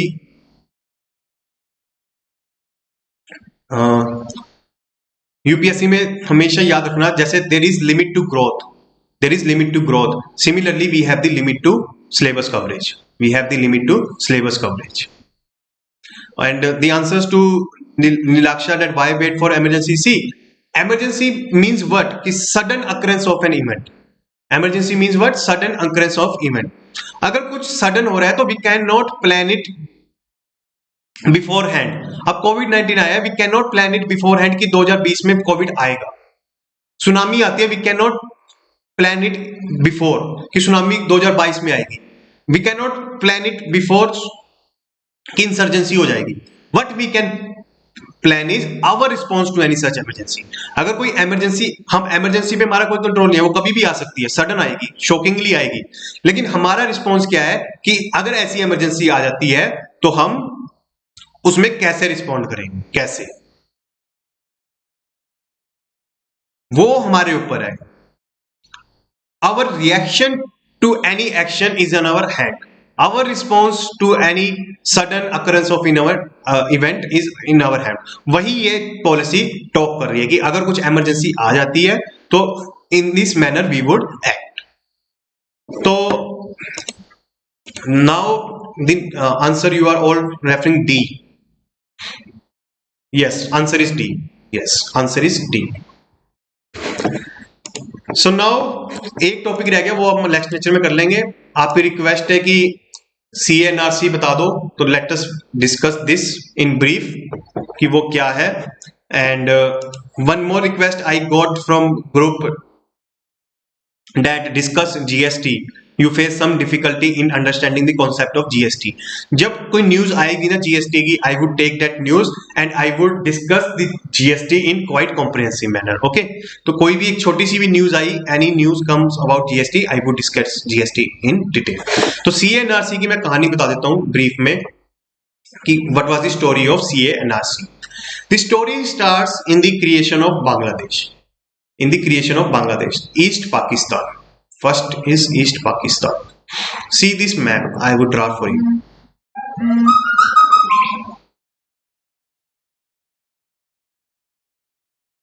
So this is East Pakistan and this is West Pakistan. Okay. So this West Pakistan and East Pakistan were dominated by Muslims. Religiously both were same, but culturally they were different. How? Suppose take the example of Tamil Nadu. Tamil people are also Hindu. UP people are also Hindu, but there is difference in their culture. They would wear lungi kurta, they would wear dhoti kurta. They would eat idli sambar, they would eat chole bhature. They would have different rituals in their temples. Similarly, Brahmins in UP would have some little bit different rituals. So there is some cultural difference between Hindus of same region. Similarly, West Pakistan is dominated by Punjabi people, and this East Pakistan was dominated by Bengali people. So they were both Muslims but culturally different. Our constitutional fathers were very mature, very mature. They have given representation to each diversity of our country. अगर आप military में जाओगे, you would find SC, ST, Tamil, Malayali, Muslim, Hindu, everyone in military. Similarly, in politics, every politician would be there of every community. Similarly, in bureaucracy, every year in UPSC exam, you would find that from every state, every religion, every community, you will find more than one selection. हर tribe से हर community से कोई ना कोई selection पाएगी. So it means our politics, our military, our bureaucracy is representative. It means it give due representation to each community. But east Pakistan और west Pakistan, basically Pakistan politics was, I would say, idiot in this sense. How idiot? They do not give any representation to East Bengal Muslims. How? The whole military was dominated by Punjabi speaking military. The politicians were dominated by Punjabi speaking, Urdu speaking politicians. Parliament is filled by Urdu speaking or Punjabi speaking politicians. Similarly judiciary, similarly bureaucracy. और आप imagine करो, अगर आप UP के resident हो, you suppose you are resident of UP, all the government officials are of Tamil origin. Just imagine, all the politicians are of Tamil origin, all the judges are of Tamil origin. Would you do any protest or not? You would not able to get the government service in your native language. Tamil people may not be able to be sensitive to your needs, etc. तो क्या आप विद्रोह नहीं कर जाओगे? तो वही हुआ यहाँ पे ईस्ट बंगाल में. जो बंगाली पीपल थे, Bengali speaking people, they turn out in protest against Punjabi और Urdu speaking dominated military, polity, bureaucracy etcetera. सारे के सारे यहाँ पे ईस्ट बंगाल में पंजाबी लोग थे. तो वो प्रोटेस्ट स्टार्ट हुआ मुजब्बिर उल रहमान में. उन्होंने आजादी का नारा देना स्टार्ट किया, तो Pakistan military has started atrocities. सबको मारना स्टार्ट कर दिया, काटना स्टार्ट कर दिया. तो वहां पे फिर क्या हुआ? What happens?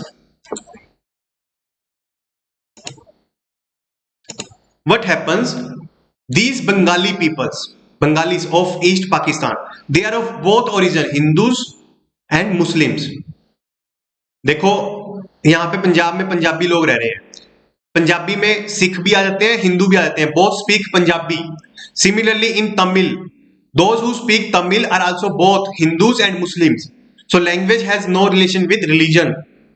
Similarly, Bhojpuri is being spoken by both Hindu population of Bihar and Muslim population of Bihar. So this Punjabi speaking, Urdu speaking military has done atrocity on both Hindus Bengalis and Muslim Bengalis, and they start migrating to Assam, they start migrating to Bengal, they start migrating to Tripura. What does it mean? They start migrating to neighboring states of India. तो बहुत population में, मतलब करोड़ों में लोग आए, ये बहुत. In Bengal they get easily integrated. Why? Because they were speaking Bengali. तो they get easily integrated into the society, and even politicians of Bengal see them as their new vote bank. अगर उनको मान लो घर दे दिया, स्किल दे दी, तो वो ये माइग्रेंट्स तो उन्हीं को वोट देंगे. तो तो इसीलिए उनकी सिटीजनशिप, वोटर कार्ड इंश्योर करा दिया और उनको बंगाल की पॉलिटिक्स में मेन स्ट्रीम कर दिया. They have been mainstream into the Bengal society.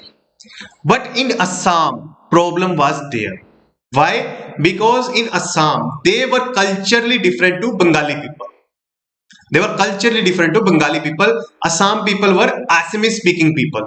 And there are lot of tribes living in Assam. And these tribes like Bodo tribes, etc. are altogether different to Bengalis. And their population is also quite small.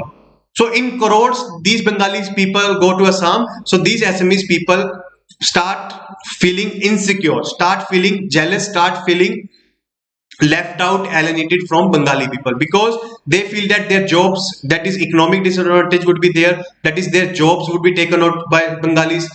There would be political marginalization because these Bengalis would become a new vote bank and they would not have their say in state government. तो उनकी state government चलनी बंद हो जाएगी. There would be cultural domination कि Bengali people they would outnumber these Assamese people and their culture would get eroded. So now they start agitating against these Bengalis immigrant. तब वहां पे स्टूडेंट मूवमेंट स्टार्ट हो गया असम में. असम में student movement start हो गया तो उन्होंने बंगालियों को बोला कि इन बंगालियों को बाहर निकालो. Throw out these Bengali immigrants back to their own country. तो that movement was quite violent etc. तो in 1986 में राजीव गांधी ने उनके साथ एक एग्रीमेंट साइन किया. उस एग्रीमेंट में साइन किया गया, we would establish a national register of citizen for Assam and we would identify these Bengali immigrants and we would send back these Bengali immigrants. तो पॉलिटिक्स में एक बात याद रखना, कुछ वादे किए जाते हैं उसको पूरा नहीं किया जाता. Some promises are made but they are never made to be honored. उसको पूरा करने के लिए कभी नहीं किया जाता. जैसे आप बच्चा रो रहा होता है, कई बार उसको बुलाते हैं ना, हाँ बेटा तेरे को दिलवा देंगे, नई कार दिलवा देंगे, कोई बात नहीं, लेकिन वो वादा आप करते हो लेकिन आपका ऑब्जेक्टिव नहीं होता टू कंप्लीट दैट प्रॉमिस. ऐसे ही राजीव गांधी का कोई ऑब्जेक्टिव नहीं था कि उसको कंप्लीट करना है. 15 साल पहले बीत चुके थे. 1971 में वो रिफ्यूजीज आए थे, 15 साल और जा चुके थे, 15 साल और निकल गए. 2001 में उस वक्त जज थे Ranjan Gogoi. He was from Assam and he knows the problem of Assam. तो उन्होंने क्या किया, ये राजीव गांधी वाला एग्रीमेंट का बोला कि स्टार्ट कर दो इंप्लीमेंट करना, एनआरसी स्टार्ट कर दो in the supervision of Ranjan Gogoi. It was a judicial overreach because it should be decided by executive whether to have this process or not. Judiciary should not interfere in this matter. फालतू में पंगा लिया उसने. चलो start हो गया. In 2014-16 this process was still continuing of NRC. तो अब NRC में डॉक्यूमेंट कहां से लाए? जिसको डर होता है कि मेरी सिटीजनशिप चली जाएगी वो पहले अपने डॉक्यूमेंट्स बनाएगा. Who have the fear of losing citizenship, he would make his or her own citizen data. लेकिन अगर आपको डर नहीं है, आप सोचते हो कि मैं सिटीजन हूं इस देश का, I have born get birth in this country, why I do collect the citizenship data. जो मेरा कहने का मतलब ये है कि मान लो मैं सिटीजन हूं इस देश का, लेकिन मुझे डर नहीं है कि मेरी सिटीजनशिप चली जाएगी, तो मैं कोशिश भी नहीं करूंगा कि मैं सिटीजनशिप डॉक्यूमेंट्स को कलेक्ट करूं. मैं कोशिश ही नहीं करूंगा. लेकिन अगर मैं माइग्रेंट हूं, मान लो मैं पाकिस्तान से आया हूं, तो मुझे डर लगा रहेगा कि मुझे पुलिस पकड़ लेगी. बेटर है कि मैं अपने डॉक्यूमेंट तैयार रखूं, कभी भी अगर मुझे पुलिस पकड़ी तो मैं डाटा दिखा दूंगा कि मैं तो सिटीजनशिप, मैं तो इस देश का नागरिक हूं. तो जो माइग्रेंट्स थे उन्होंने they have prepared their documents but the native ones have not prepared their documents. So the native ones get excluded from NRC to the tune of around, first they were 30 lakhs were excluded. तो जो process चला तो finally 4 या 5 लाख ही उसमें exclude होएंगे native ones, जो original inhabitants थे. जो इमिग्रेंट्स थे they were able to record their presence in NRC. अब आते हैं बात पे बीजेपी की. बीजेपी को उसको क्या पंगा है? बीजेपी और RSS has also take part in anti Bangladeshi immigrant protest in 1970s. जो मैंने बात की ना, साम में प्रोटेस्ट हुआ, वहां पे आरएसएस और बीजेपी ने भी पार्टिसिपेट किया था. How they have participated? They have participated against the Muslim origin of these immigrants. कि ये मुस्लिम है, they want to just change the demography of Assam and they want to Islamize the region. That's why they have participated in this movement. और जब ये जो 4-5 लाख आए In this, more than 70% people are Hindus. जो finally exclude होके आए, they are Hindus. And BJP politics is centred on Hindus. They do not want to leave that vote bank. And how they can left out these Hindus out of this Assam. तो इसीलिए फिर उन्होंने क्या किया, backdoor channel start किया. Backdoor उन्होंने क्या किया, सीए. सीए में उन्होंने पहले तो डिसाइड किया था कि जो हिंदूज आएंगे, सिख्स आएंगे from Bangladesh, Pakistan, Afghanistan, they would get the citizenship. तब उनको फिर थोड़ा हुई, अब उनको पता था कि राम मंदिर का मैटर सोल्व आउट हो चुका है. So we can not get the political dividend from it. इस चेक को हमने कैश कर लिया, अब इससे और वोट नहीं निकाल सकते, और पैसा नहीं निकाल सकते, इससे और वोट नहीं निकाल सकते. अब उनको एक नया मुद्दा चाहिए टू पोलराइज द मासेस, कि दो छोर पर, टू एंड्स पर लोग बट जाएं, एक यहां पर हो, एक यहां पर हो. And in democratic politics, in first past the post system, polarisation is the most effective tool to get the power. क्योंकि यहां पे आपकी अश्योरिटी हो जाती है कि इतने वोट्स तो मुझे मिलेंगे मिलेंगे. If 40% of people are in support of CNRC, BJP would rule this country. तो उनको पोलराइज करना था. That polarization would be on religion, that is on Hindu-Muslim card. That's why they bring the CA card to it. कि the Hindu immigrants from Bangladesh, they would get the citizenship, but the Muslim immigrants would not get the citizenship. और ये बहुत ही partial reading थी, बहुत ही incorrect reading थी of the situation, because Pakistan military has done atrocities on both Muslim Bengalis and Hindu Bengalis. So BJP was saying that we would give citizenship to Hindu Bengalis but not to the Muslim Bengalis.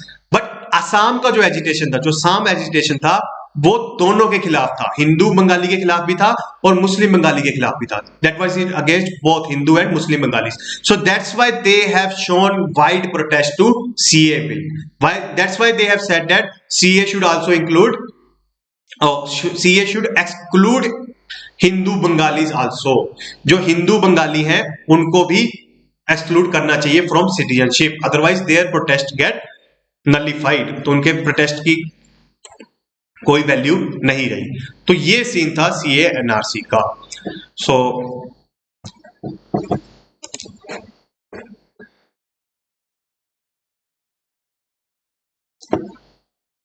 And उसके बाद BJP को लगा कि not in Assam but also we can use this CA NRC issue in West Bengal election. वहां पे भी मैंने आपको बताया कि बांग्लादेशी इमिग्रेंट्स को सिटीजनशिप दी गई है. So we can accuse the CPI, TMC, etc. of favoring these Bengali immigrants, not the Bengali natives. Bengali native बंगालियों को वो फायदा नहीं दे रहे, वो इन इमिग्रेंट्स को फायदा दे रहे हैं. तो इस तरीके से हम उस सोसाइटी को पोलराइज करके वेस्ट बंगाल का इलेक्शन भी लड़ लेंगे. Then they think that we can use the CNRC throughout the country. In UP election we can also use the CNRC protect. We can use this in Tamil Nadu election, Karnataka election, Gujarat election etcetera, so that people can polarise on this issue. तो उसके बाद ये backfire करेगा. कई बार होता है ना, गोली चलाते हैं तो वो वापस फायर कर जाती है. So it backfire to the BJP because in Assam it won't work, because Assam people are against both Hindu and Muslim immigrants. It won't work in throughout country because you cannot implement NRC throughout the country because people do not maintain the documents of their citizenship.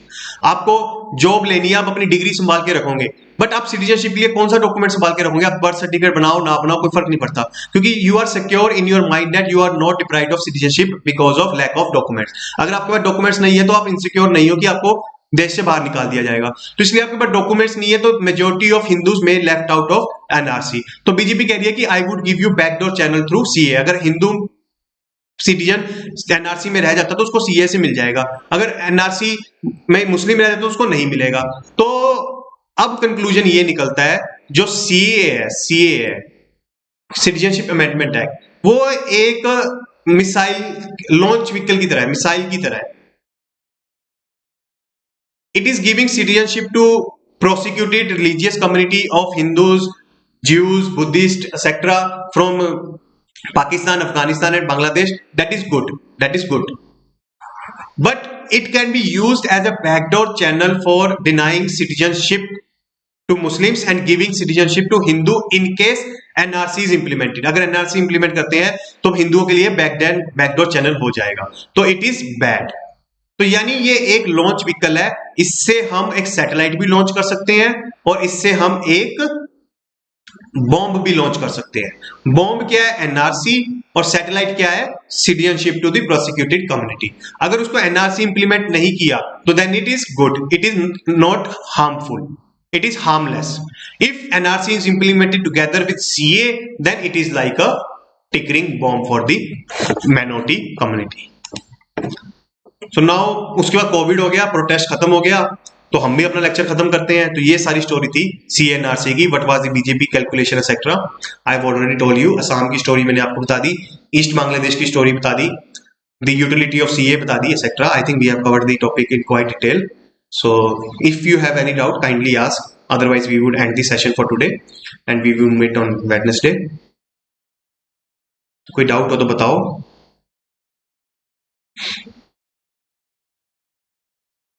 Yes, please ask any doubt you have.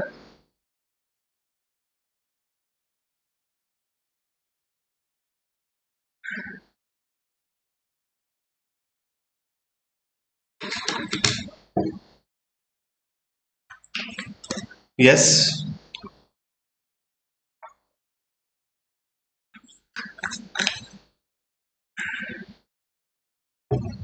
Okay, तो still if you have any doubt, you can ask me on my Telegram channel. वहां पे बस एक ही purpose है उसका कि मैं आपसे कनेक्ट और उसको इंटरेक्ट कर सकूं। This is my only purpose of this channel. तो you can raise any doubt at this Mohit Bansal 258. Here you can raise any doubt you have. I would answer it. Any doubt related to preparation, any doubt related to